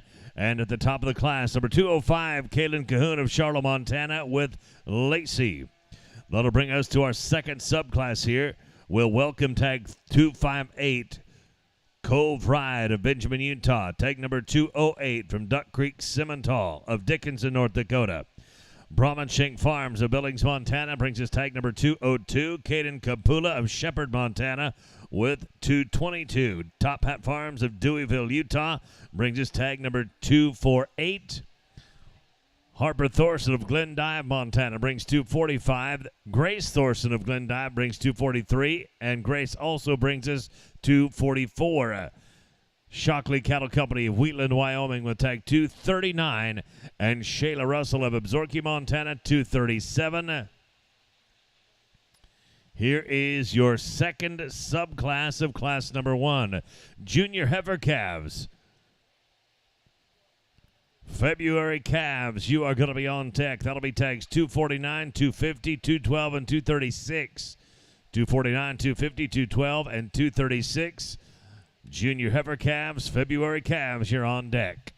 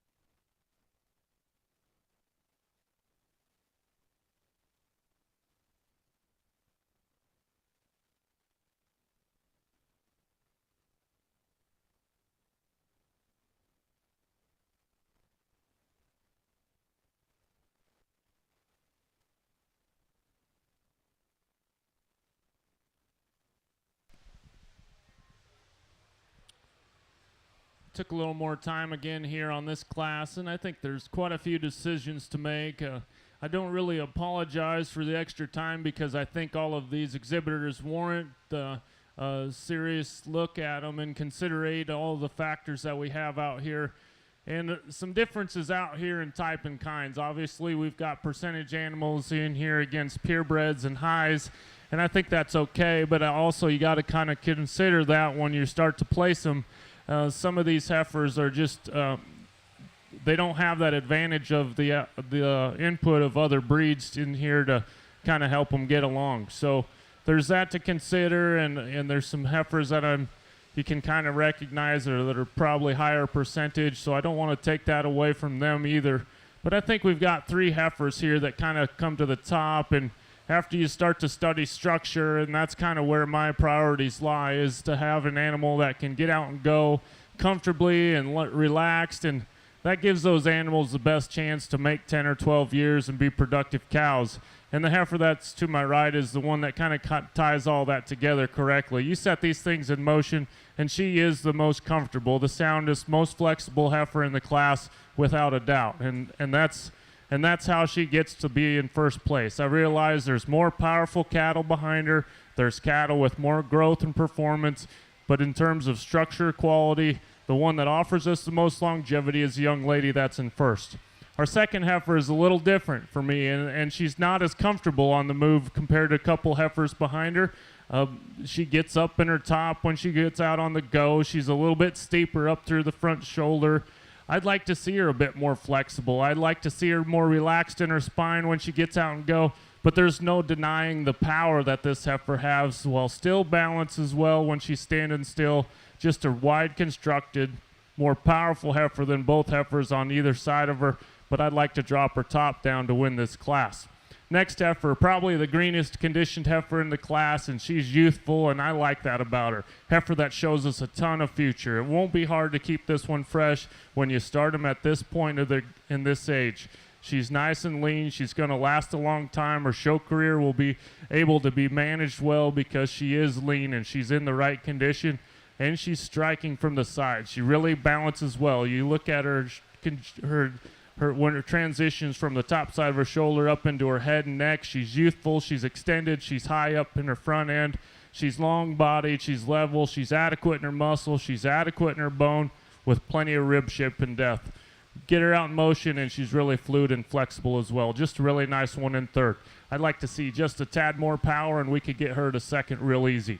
Our next heifer coming out is when we get into some next few here, we got some bigger, stouter type of cattle, and there's no denying it. There's more growth and performance here that these cattle offer us, but along with some of that growth and performance is we get some things with structure that I'm not quite as fond of. Heifer coming next is a big old stout one. You get behind her and she's shapy. She's got some mass and power. She's long-bodied and extended, but she's not quite as neat. She's not quite as trim. She doesn't transition up through the front third of her body quite as well as some of the heifers that are in front of her. Heifer that I'd just like to see her handle both ends of her skeleton better on the go to move any higher, but another heifer that I think's got a bright future. Young lady's heifer that comes out next is another one that's fairly similar in the type of kind of the heifer that's right in front of her in terms of mass and power and width of skeleton.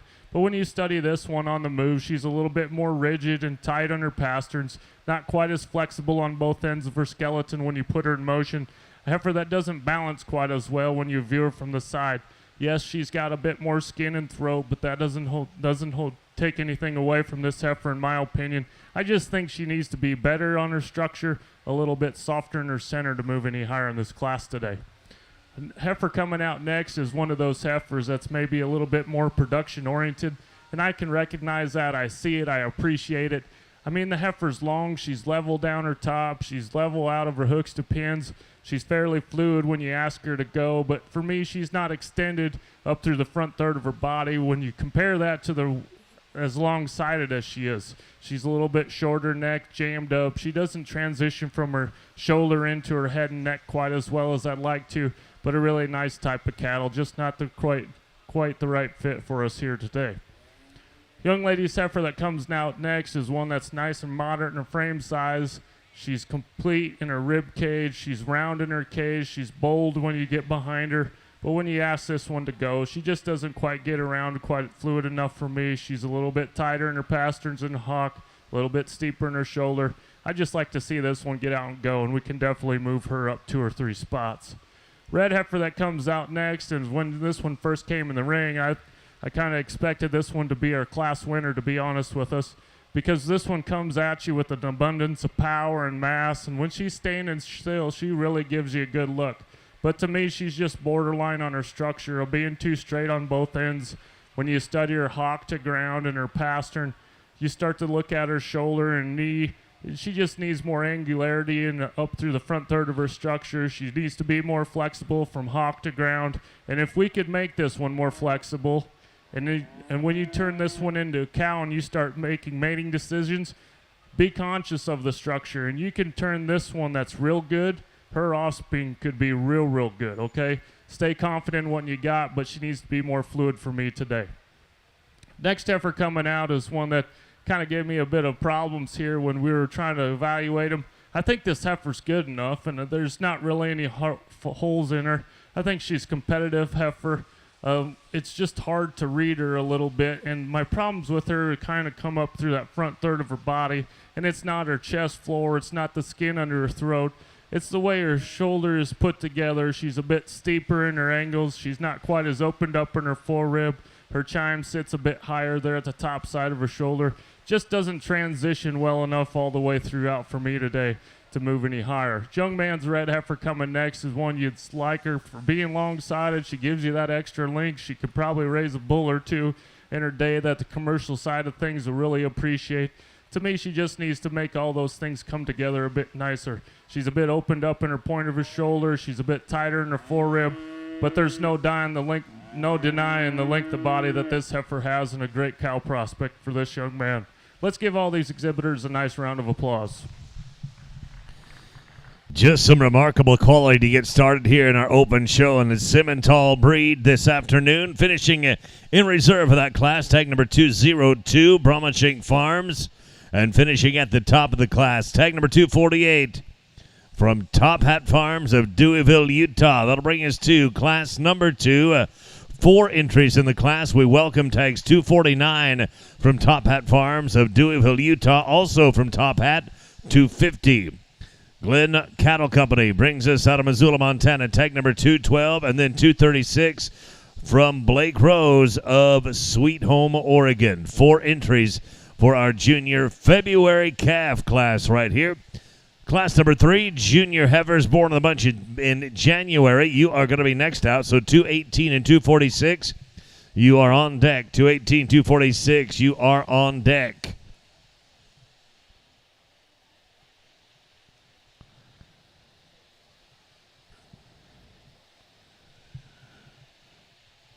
And one more shout out to one of our brand new sponsors here, Stock Show Secrets. Wants to wish every exhibitor the very best of luck. Also, Select Sires offering an expanded sire lineup that includes more elite bulls from respected programs. Select Sires, calving ease carcass cows. Stop by and see Jane Ansel at their booth in the trade show or visit with your local Select Sire representative. Pine Coulee Bulls. Bulls bred and tested for convenience, efficiency, and profit traits. Pine Coulee Bulls will be having their sale on March 11, 2024 at the Wagon Box Ranch in Hardin, Montana. They'll sell 170 yearling bulls, and thank you to Jim Stamfel and John Carroll. Western Ag Reporter, serving the ag industry since 1940. They're proud to be instrumental in starting the NILE with founder Pat Goggins holding the #1 charter. Stop by their booth and sign up for your subscription today.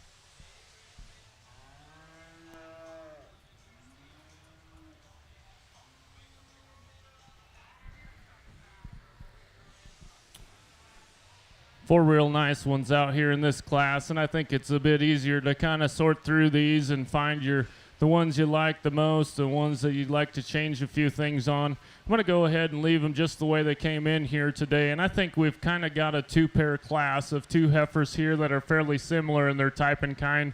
But I think the young lady's heifer to my right just makes those transitions a bit better, ties off parts of her body into a more smooth package, more complete, well-balanced when you compare it to the heifer that's right behind her. Directly to talk about a few things is right behind her shoulders. You study her top line, our heifer that wins her class is better in her top line right there behind her shoulder. Transition into her loin tail head is real good. You set that one in motion and she's plenty sound. She's attractive, she's well-balanced, deep-sided, just a really nice one there to win her class. Another long-sided type of heifer here coming second, and one that I do like her when you set her in motion as well. But when you get off to the side and you study their top lines, I think there's some obvious differences there in the quality right behind her shoulder. She's not quite as opened up in her foreribs. She tends to get a bit weak behind her shoulders. Make those changes, and I think we can maybe give that top one a run for the money. Our next 2 heifers couldn't be more different in their type and kind. The black heifer's a bit softer in her overall design. She's a bit more adequate in her muscle, maybe a bit more feminine in her overall pattern and type that she comes at us in. Heifer that I do appreciate for her length of body. Heifer that I'd like to change her on both ends of her skeleton to kind of run with that heifer that's right above her. Young man's heifer that comes out next probably brings us the stoutest made heifer out here. She is the widest constructed heifer. Get in behind her, and she offers the most shape down her top and out of her hip. She's got the most muscle in her hind quarter, but I'd like to see her a bit softer with all that power that she's got. Maybe loosen her up in her skeleton as she goes, but at 4 real nice heifers. Let's give all those exhibitors a nice round of applause. Congratulations to the top 2 in the class right there from Top Hat Farms of Deweyville, Utah. Tag number 250, pointing to Paris, finishes in reserve and at the top. It is another entry from Top Hat Farms. Tag 249, Stop and Stare.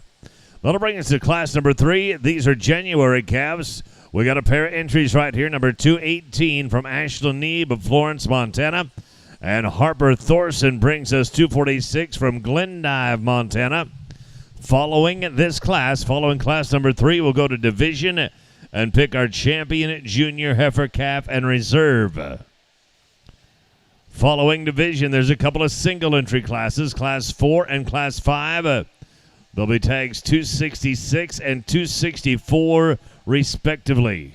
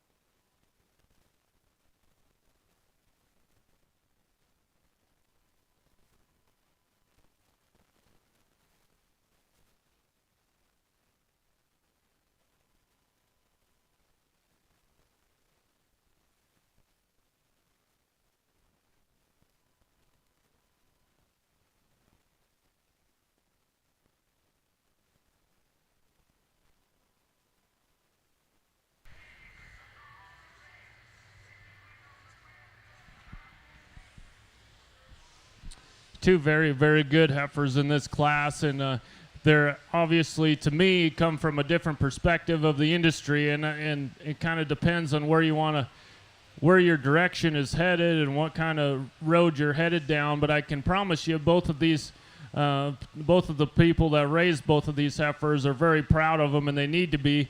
And the heifer, to me, that just kind of ties things together most correctly for the show ring for us today is the red heifer. And I think she just offers us a bit more balance and eye appeal when you study her from the side. And a heifer that's bold and shapy in the center portions of her body. She's got a big hind leg and foot underneath her. She does have the advantage when you study her at the ground. She is deeper heeled and has a better hoof compared to the heifer that's right behind her. But I think one that needs to win just on balance and eye appeal alone. Now, if you're the heifer and whoever raised this second heifer, you probably like this one better, and I'm not going to argue with you because I do think this one is more production-oriented. A heifer that's middle frame, she's long, she's level down her top, she's level from hooks to pins. She balances pretty well, too, as when you study her from the side. And you get in behind her, she's definitely opened up in her rib cage, shows us some arch and shape to her cage. She's sound and flexible, can get out and go. She just doesn't have the wow factor that when you study her compared to the heifer that's right in front of her. Definitely a good type of cattle, though. Let's give both those exhibitors a nice round of applause.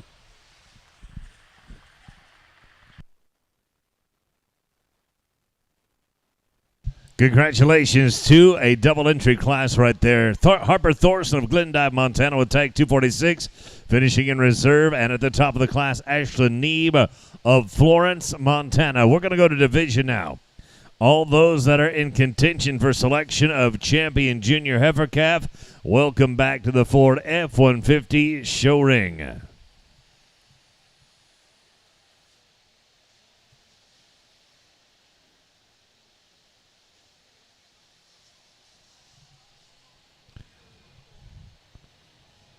While our contenders are making their way into the show ring, let me give just a couple more shout-outs to just a couple more of our great sponsors. Western Ranch Supply, serving the big country with the quality and service you can trust. Stop at their West End store, located just off the Shiloh exit. A complete farm and ranch store, from vet supplies to show supplies or fencing to livestock equipment. Saddles and tack, and a huge clothing department. Thank you to Rob Erickson, Keith Robinson, and Shane Vanderboord. They've got stores right here in the Magic City and also up in Great Falls, Montana, Rocky Mountain Compost. Our thanks to Rocky Mountain Compost for their continued support of the NILE.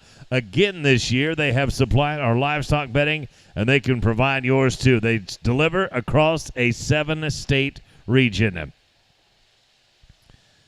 Promotional partner for the 2023 year's NILE jackets are World West of Joliet, a custom bull collection service with the experience many have come to trust. Thank you to Scott and Andreas Picard and Showfresh H2O.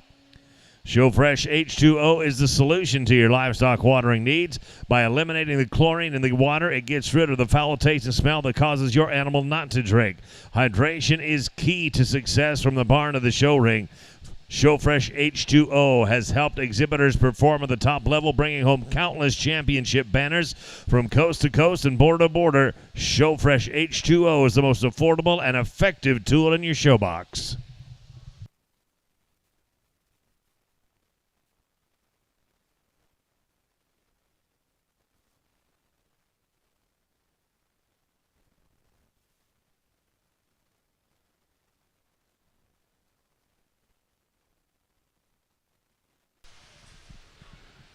Four really competitive classes out here to get us started in the day. Our first couple classes had fairly large numbers, took a bit more time to get through them, and I think I'm very confident in the ones that came and ended up winning their classes and come back at us here. And in terms of structure and longevity and those aspects, I think we've got the four right cattle out here in front of us again. There's some differences here, obviously, as you view them from the side, or if you're behind me looking in here from their side profile here. We've got obvious differences here. We've got cattle that are a bit further along in their maturity and how their condition is lined up. And at the same time, we don't have any heifers out here that are too fat. There's no way that we're even close. These heifers are still lean. They're good in their condition. They all four have a bright future ahead of them. Let's give all these exhibitors a nice round of applause. I'll go out and pick your champion reserve in this division.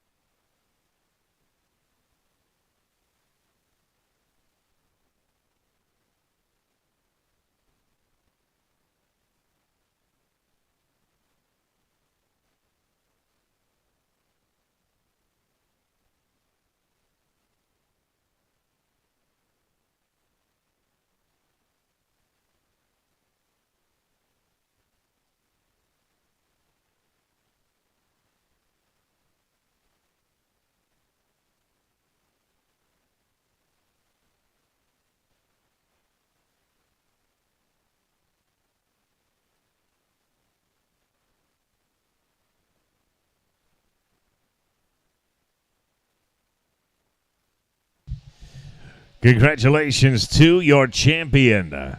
Tag number 205, shown by Caden Cahoon of Charlotte, Montana. That is Lacey. Tag number 249 finishes in reserve. That one, Top Hat Farms, Deweyville, Utah.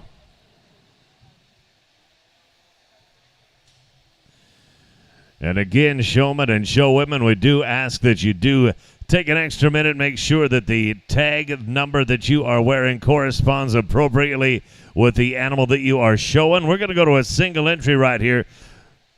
Class number 4, tag number 266, November and December. Here's a December calf, shown by Quade Ryan of Benjamin, Utah. Tag number 266, 264, September and October calves, you're on deck.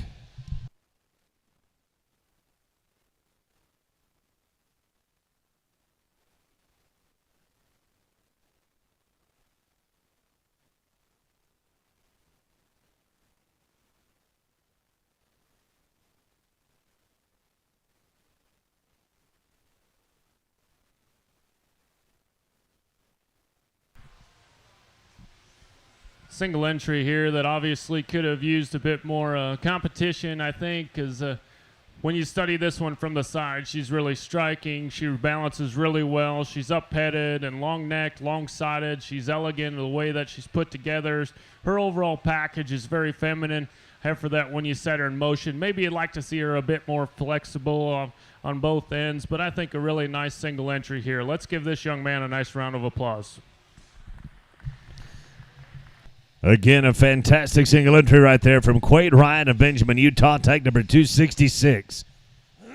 Now let's look at Tate Sorensen, tag number 264. Early senior heifer calves, calving between the 1st of September and the end of October of 2022. This here is tag number 264, RBS, You're Right. We will make our selection for champion and reserve champion senior heifer calves after this one right here. Class number 8, April yearling heifer calves. April calves, you are just a few minutes away. 3 entries there. Abigail Porty of Charlotte, Montana will come with 229. Harley Gillard of Stevensville, Montana has tag number 211. And Brianna Jones of Eustis, Texas, you are 215.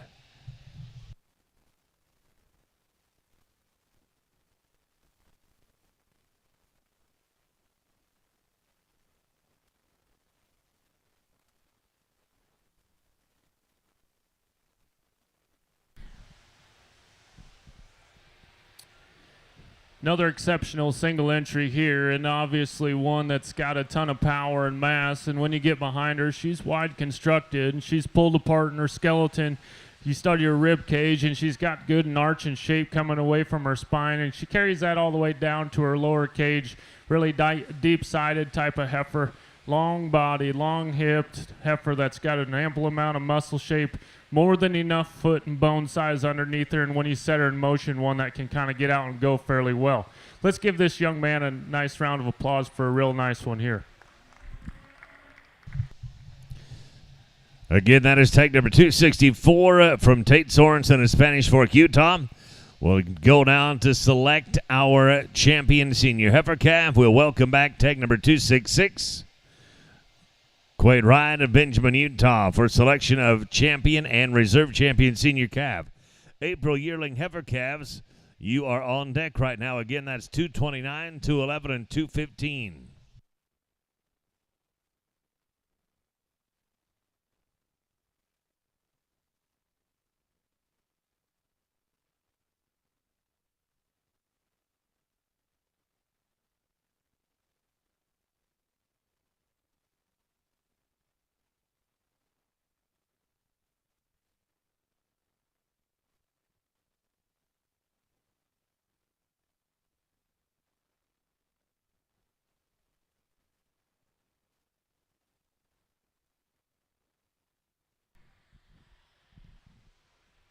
Not a lot of numbers in this division, but I still think it's a very nice representation of this age group and in this breed. And I think there's 2 heifers here that are very deserving to be out here, and both of these heifers are going to get a piece of this division. And I think they probably would if we had some more competition, because it'd take pretty good ones to get by them here at this age. We're going to go ahead and use the Blazeface heifer to win this division. I think she just has a bit more mass and power, and our young man to my right will be reserved. Let's give both these exhibitors a nice round of applause.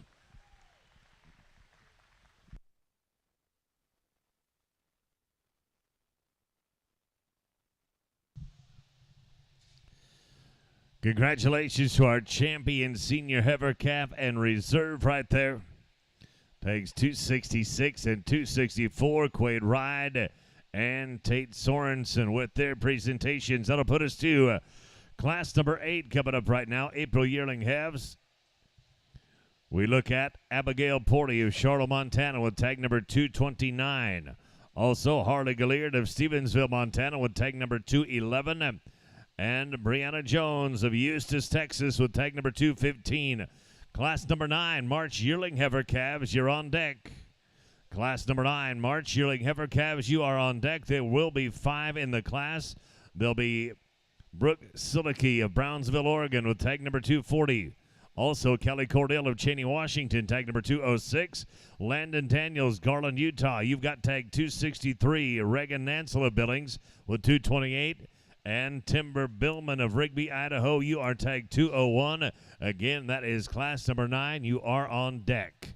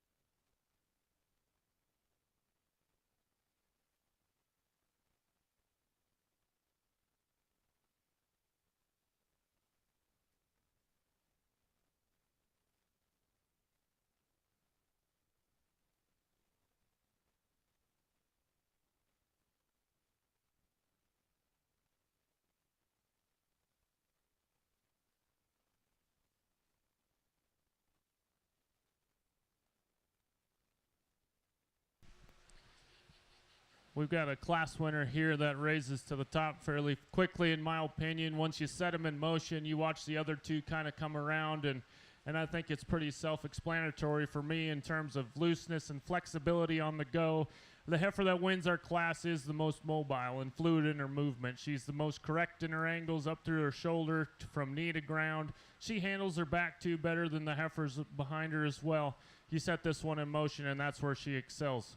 Not to mention that she is the deepest sided, most opened up in her skeleton compared to the heifers right behind her. A heifer that's very complete standing still as well. Our next two heifers, it's kind of, you got to kind of pick your poison here on which direction you want to go. If you like one that's a bit more moderate and shapy, that's probably the heifer that's in third. I'm going to go ahead and use the Baldy heifer, as she's got an advantage of length of body and extension, yet she's quite a bit leaner than the heifer that's right behind her.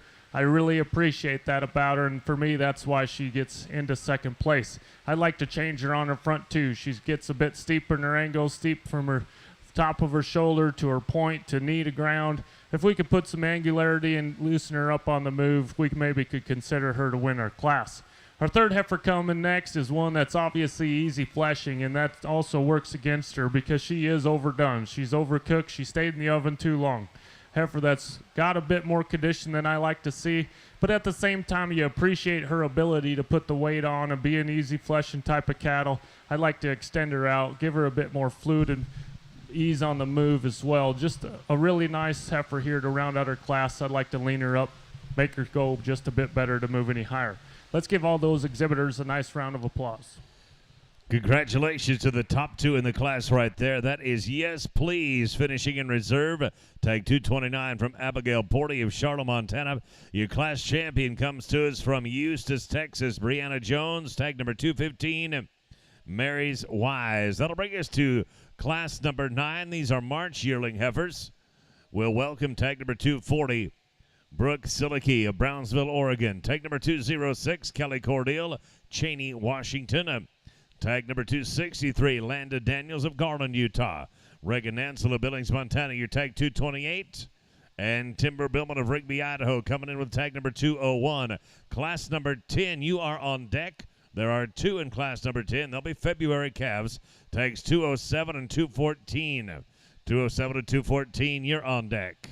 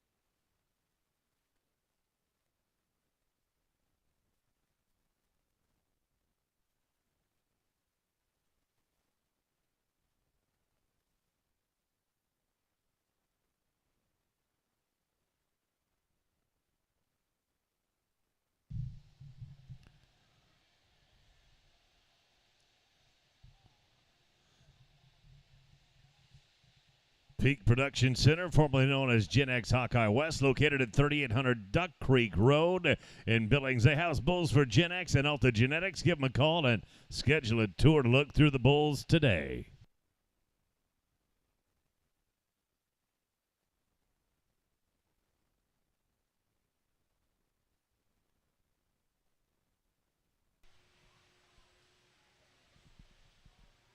Quite an assortment here.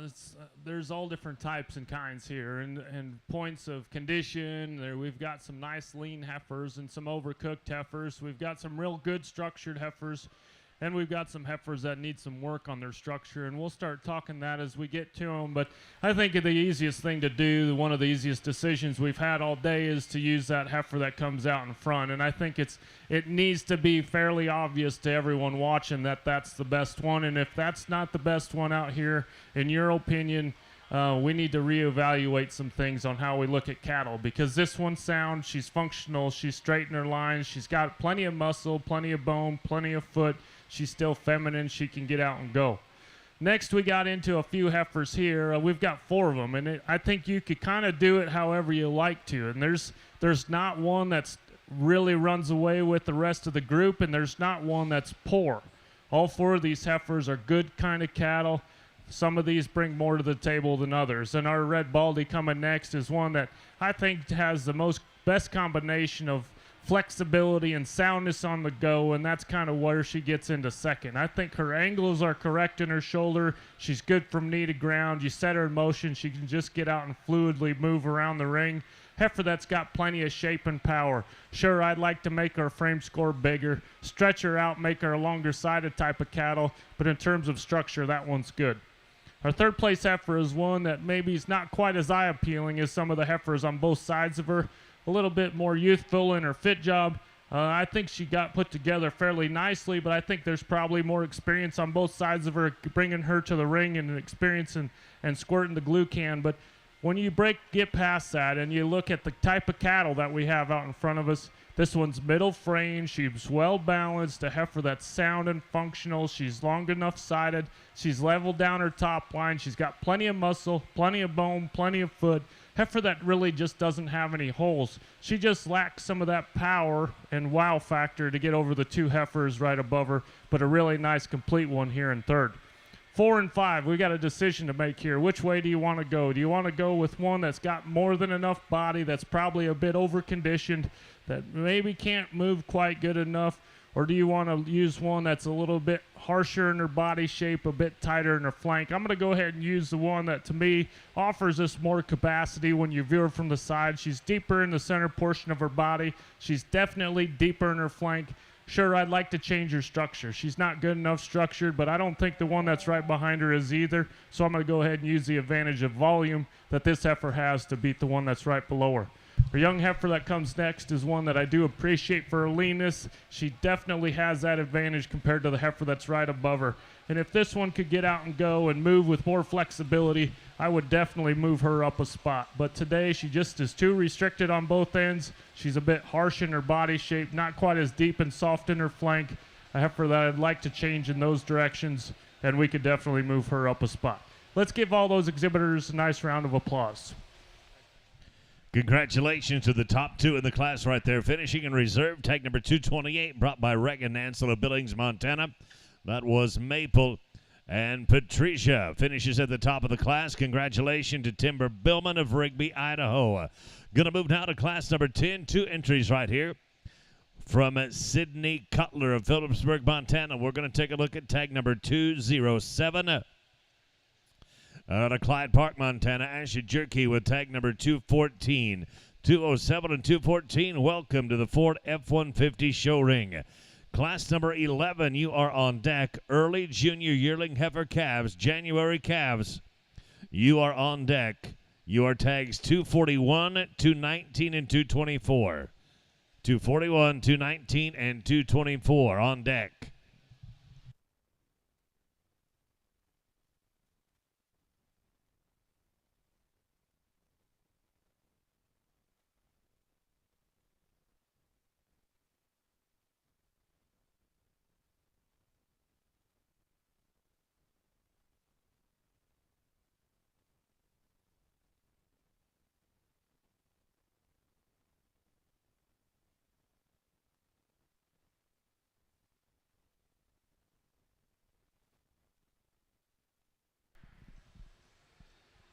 baldy white-legged heifer that's going to start off our class, I think, is one that offers just a bit more mass and power compared to the heifer that's right behind her. Heifer, when you study her from the side, she really can give you a nice look, and her head and neck come out high out of the top side of her shoulder. Plenty of body shape, plenty of length, plenty of power. Just a really nice, logical way to start our class with. Our next heifer that's coming is one that lacks some of that muscle shape and power, depth of body.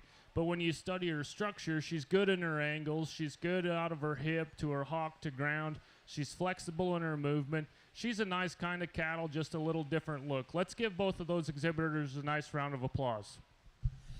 Second in the class right there goes to Ashley Jerky of Clyde Park, Montana, with Pam, tag number 214. And Sydney Cutler of Phillipsburg finishes on the top with Juliet's Band, tag number 207. That'll bring us to a triple entry class. Right here, we're going to look at early yearling heifer calves. These are January calves. Katie Sillicky of Brownsville, Oregon, with tag number 241. Ashlyn Neeb of Florence, Montana, tag number 219. And then Caleb Law of Brownville, Oregon, bringing us tag number 224. And again, we will go to division following this class right here.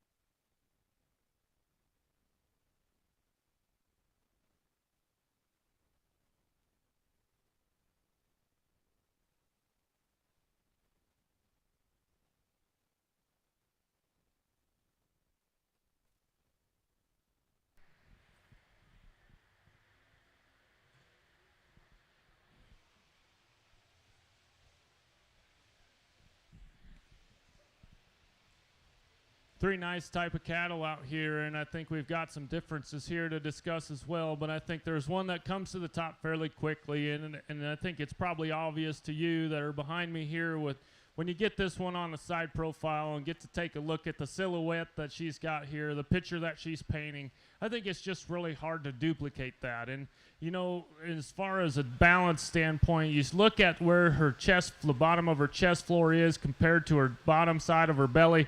It's just tucked right up in there nice and neat. You study her down her top line, and she's long enough bodied, yet she's longer hipped than the heifer that's behind her. She's more than powerful.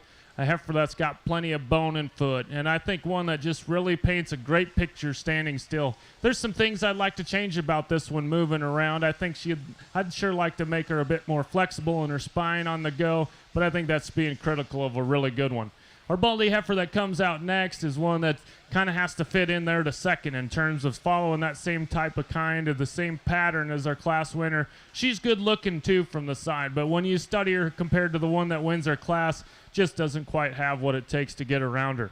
Our third place heifer is one that you do appreciate for moderation or fleshing ability or length of body. She just doesn't have the bells and whistles as well to move any higher in this class, but a really nice, sound, functional type of cattle there in third. Let's give all those exhibitors a nice round of applause.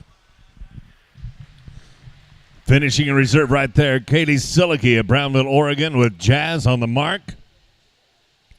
And your class champion, Ashton Neeb, tag number 219, with Smoke Wagon. We'll go to division now and select our champion junior and reserve champion junior female.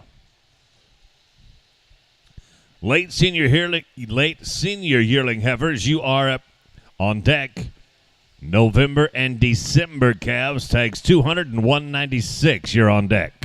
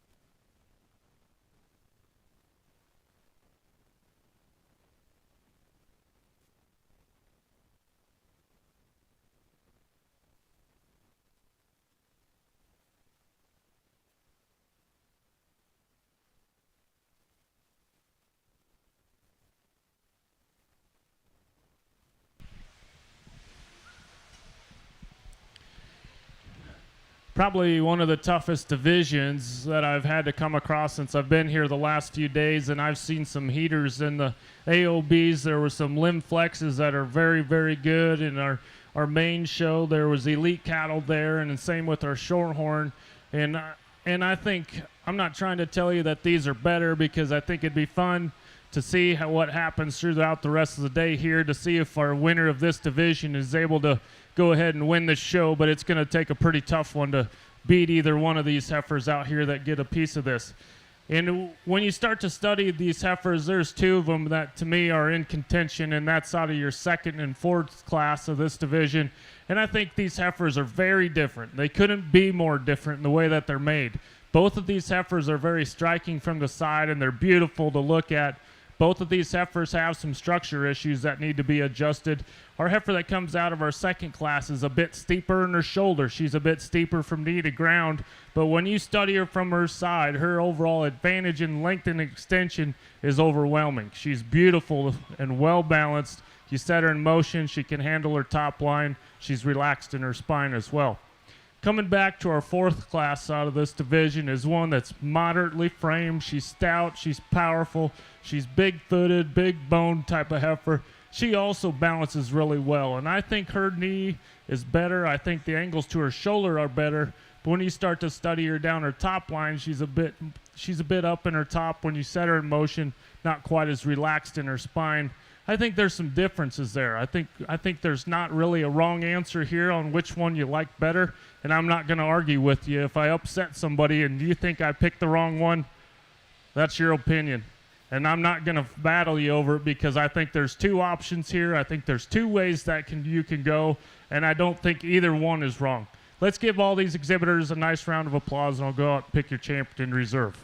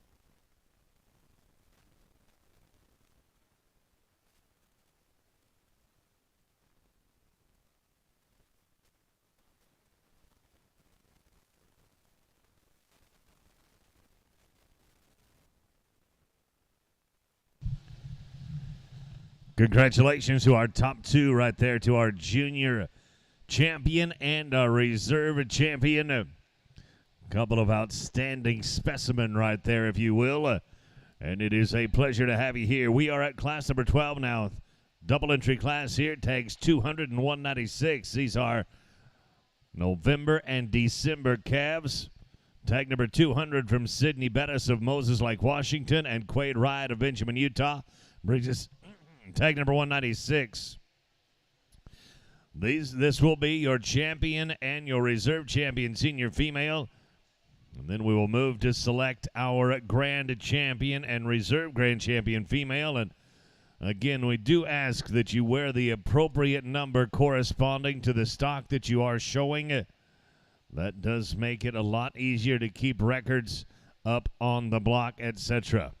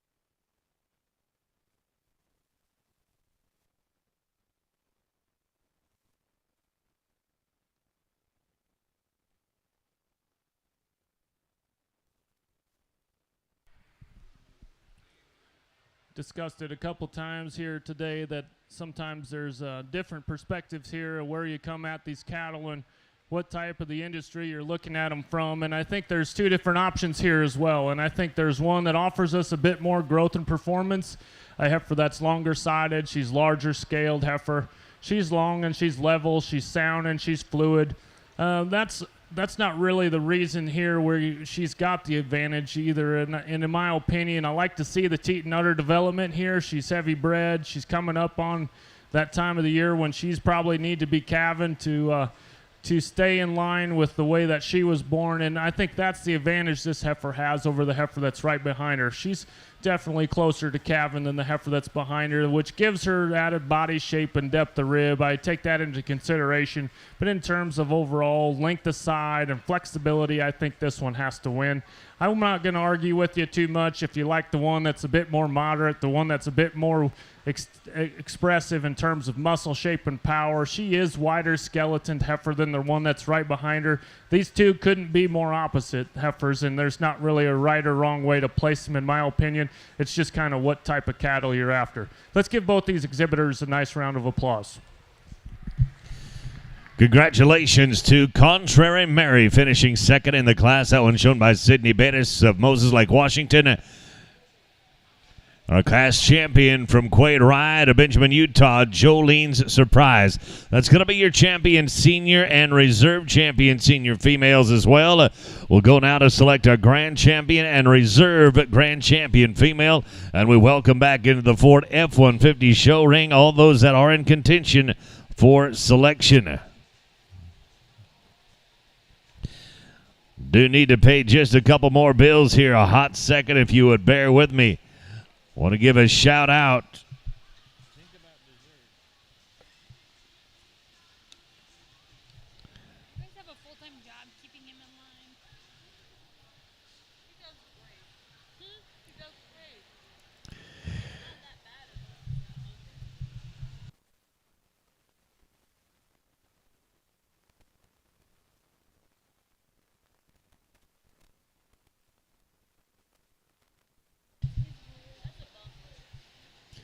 K.R. Rao and Wilson Trailers. Wilson is a manufacturer of quality livestock grain flatbeds, drop decks, self-unloading belt conveyor, and gooseneck livestock trailers. K.R. Rao Company determined 47 years ago that the Wilson trailer brand was the best quality and had better performance, durability, and value than any other brand X trailer that they saw go through their repair facility. Proudly sponsoring the NILE Top Herdsman Award.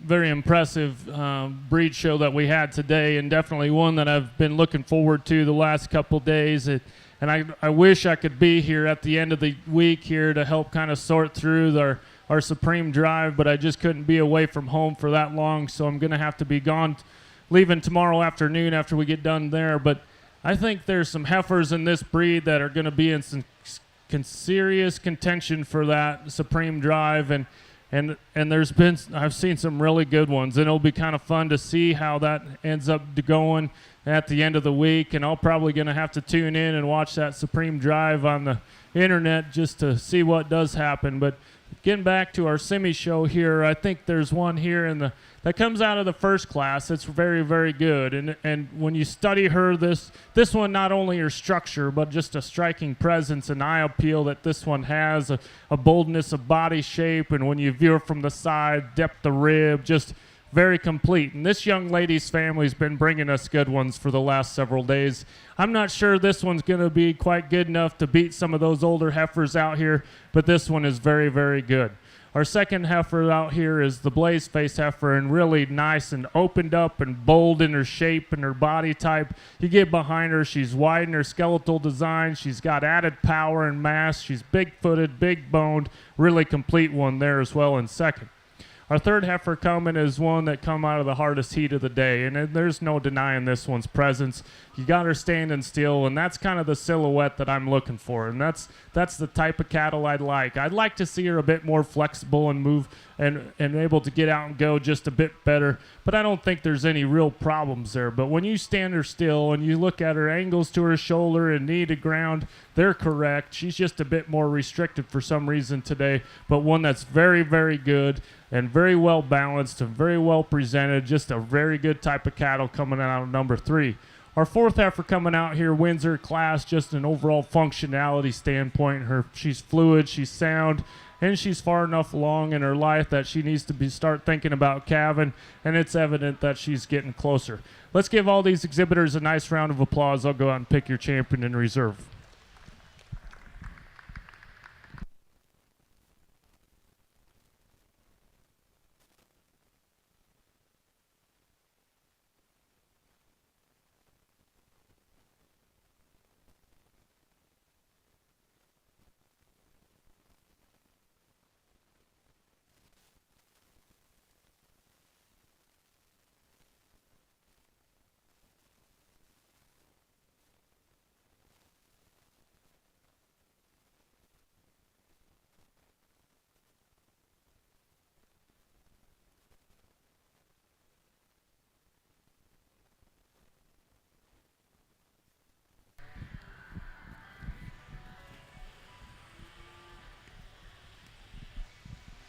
As our second place comes out of that class, we kind of get back to comparing her to our Class 1 winner. That heifer calf is very, very good. But when we compare that heifer calf with one that's this far along in her life and still tremendously striking and powerful, it's hard to deny this one, and she'll be our reserve in this division.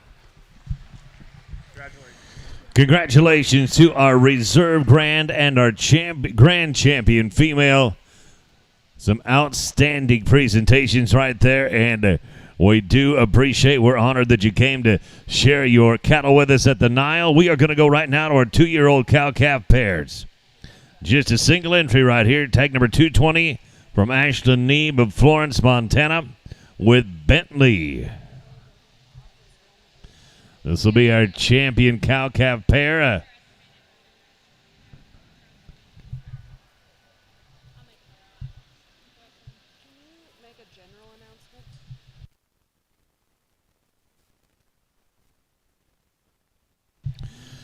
Showmen and showwomen, our Club Calf show will start at 1:15.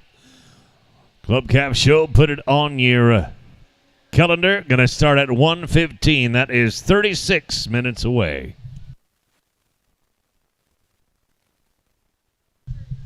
Futurity Heifers, you will be first out in the Club Calf show. Futurity Heifers will be first out.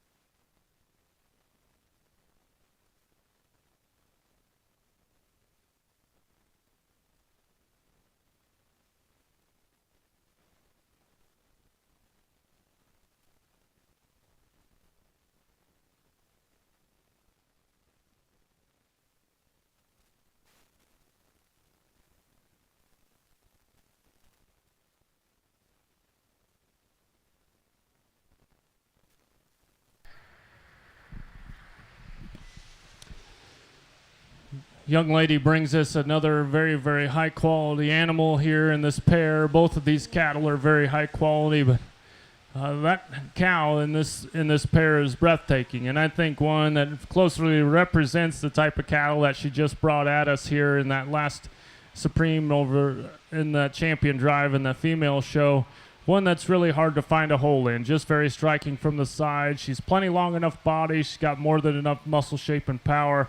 Plenty of body as well. You look at her teat and udder, it's tremendous. A good-footed type of cattle that followed up with a very nice bull calf that's on beside her. Very nice feature for him as well. Just really high-quality individuals here, both of these individuals in this class. Let's give both these exhibitors a nice round of applause.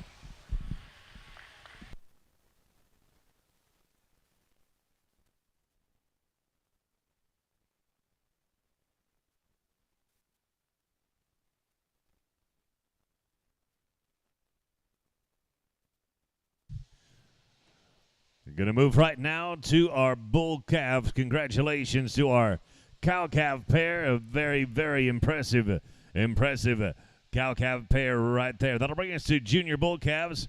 Calved in the months of March and after. We got 4 March calves and an April bull calf right here. Ashland Neeb of Florence, Montana brings us tag number 221.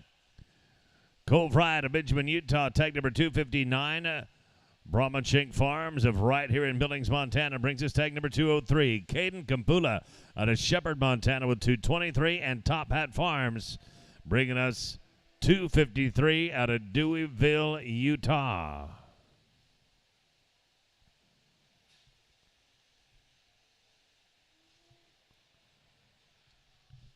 Come on, get them some bitches in.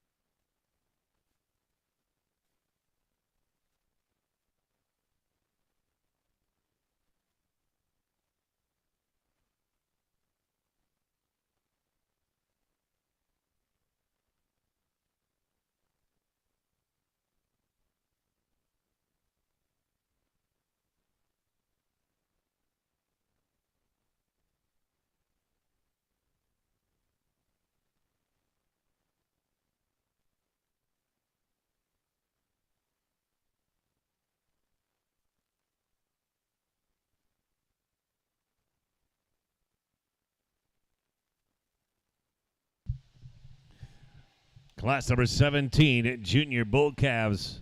January and February bull calves, you are on deck. Just a single entry there, 254.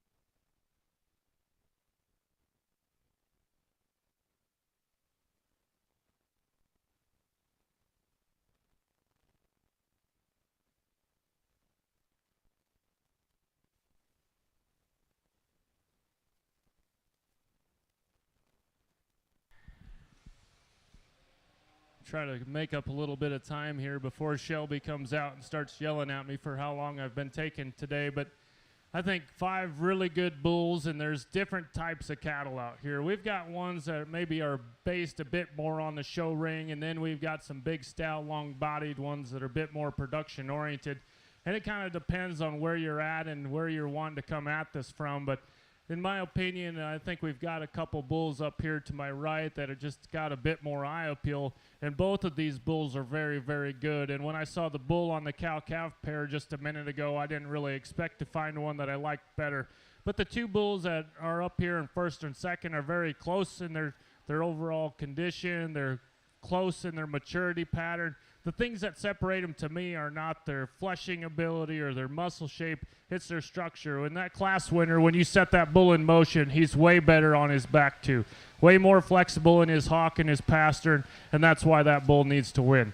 Our second place bull, man, he's got one heck of a cow that was in here with him a minute ago. Super attractive from the side. He's up-headed, he's long, he's extended, tremendous amount of muscle and power. Like I just said, I'd like to see him move a bit different on his back too. We got a real good beef bull coming here in third, a one that's really nice and moderate in his frame. He's easy fleshing, he's bold in his shape of his rib cage and depth of body.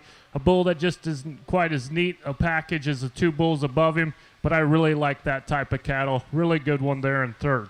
4th place bull and our 5th place bull are both bulls that are a bit more extended. They're longer bodied, and I like long-sided cattle as long as we can tie all the pieces together correctly. And I think both of these 2 bulls struggle to do that just a bit. They both need to be better in their top line. They both need to be better behind their shoulder and opened up in their forerib a bit. But I think both these 2 bulls are high-quality type of cattle. Just need to be a bit transition better between their 3 pieces, and they could move up a little. Let's give all these exhibitors a nice round of applause. Congratulations to the top 2 in the class right there. Ashlyn Neeb of Florence, Montana with number 221. That is Bentley Style, and your class champion is Elijah, shown by Top Hat Farms of Deweyville, Utah, and Dawning at tag number 253. Going to take a look at a single entry right now. This is tag number 254. North 40, shown again by Top Hat Farms of Deweyville, Utah. Following this one right here, we're going to go to division.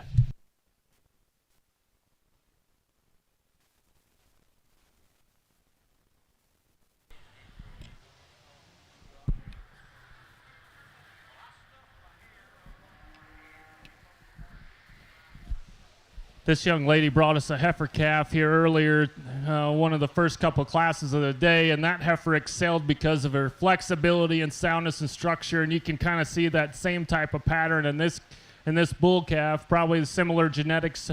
They probably raised them both, I'm not sure, but I think very similar in their type and kind and very, very good in their structure. Angulation in this bull is very good. From the top of his shoulder to his point has a good slope, and all the way from knee to ground. You set him in motion, and it tends to be a little tougher in this breed of cattle to have the kind of flexibility in their hock and pastern like this bull does, and still being nice and loose in their spine. I think a really good bull in this class, real good single entry. Let's give this exhibitor a nice round of applause. Again, a great single entry right there. Tag number 254 from Top Hat Farms of Deweyville, Utah. That is North 40. We're going to welcome back into the F-150 show ring those in contention for selection of Champion Junior Bull Calf.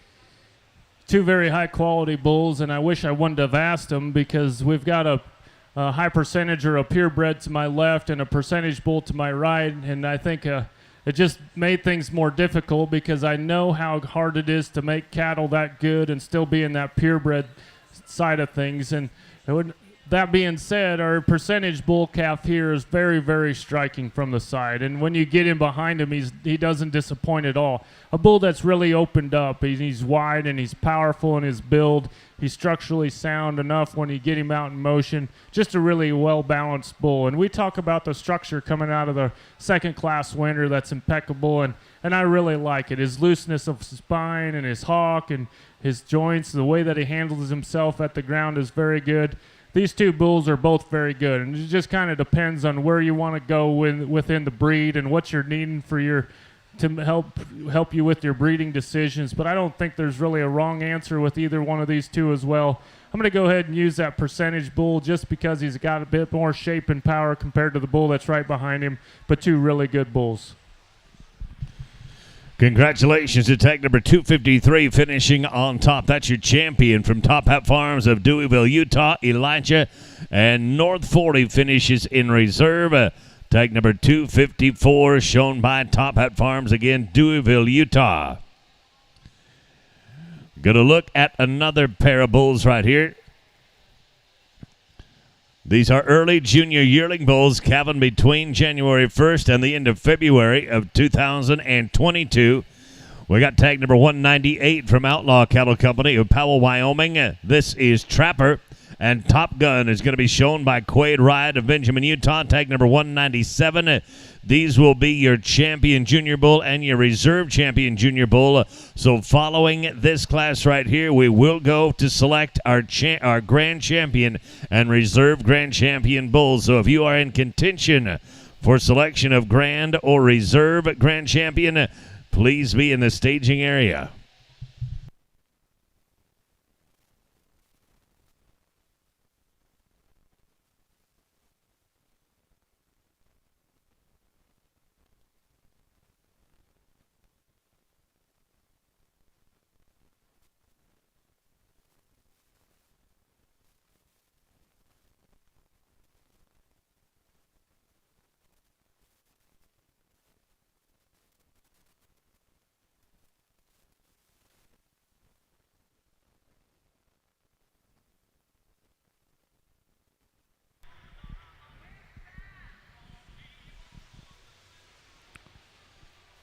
Not as many in this class as we've had today, but I think a couple bulls that are very good as well, and they're very, very different in the way that they're made and put together. I'm going to go ahead and use the Red Bull to win this class, and in my opinion, this bull is the best combination of muscle, power, and structural integrity. A bull that's plenty shapy and stout when you get behind him. He's got a big old forearm in him when you study him from the side. A bull that really excels when you set him in motion, and that's probably the main reason I kind of come to this bull to win the class. Really good bull there to start off with. Our bull in second is a longer-sided bull, and I really appreciate that about him, that extra extension that he has down his top and up through the front third of his body. But a bull, when you study him in motion, a bull that's just not quite good enough on his back to get around that Red Bull that's right in front of him. Two real nice bulls here in this class. Let's give those exhibitors a nice round of applause. Before you stands your champion junior bull and reserve champion junior bull, Outlaw Cattle Company. Tag number 198, your champion and reserve goes to Quade Ride of Benjamin, Utah. With tag number 197, we are going to now finish up our open show in the Simmental breed with the selection of our grand champion and reserve grand champion bull. So if you are in contention for selection, welcome back to the Ford F-150 show ring, and good luck.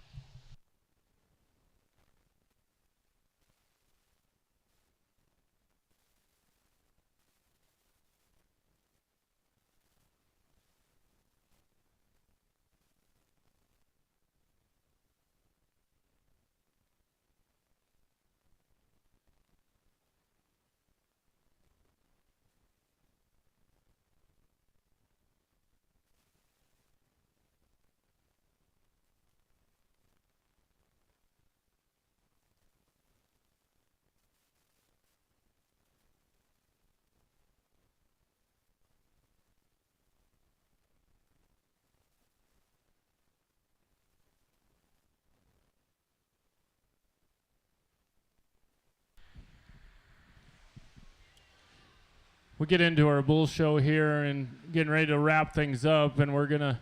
I believe this is my last go for the day, so I'm gonna say my thank yous to the staff here and the help around the ring and in the office and everyone for putting on a nice show. We really had our cattle coming in and at us at the gate in a timely fashion, and I really appreciate that as well.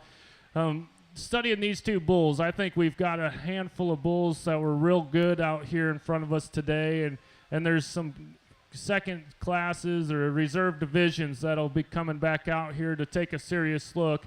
Our Blaze-Face bull is one that's really striking from the side. That's a good type of cattle. It doesn't matter what spectrum of the industry you're in, whether you're in the seed stock industry producing those really big stout performance type of cattle, selling a bunch of bulls to commercial cattlemen, or whether you're trying to raise a show heifer. I think this Blaze-Face can fit in and kind of go both ways and do some good on both sides of things. Just a really nice one there out of that first division.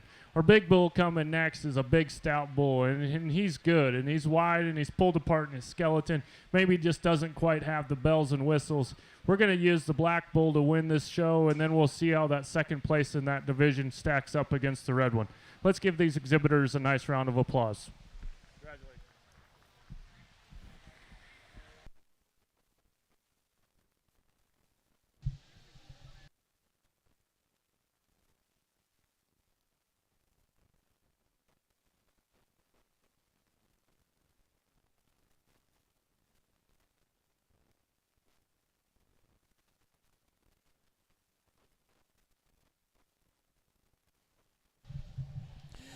Congratulations to our Grand and Reserve Grand Champions right there in reserve. Top Gun from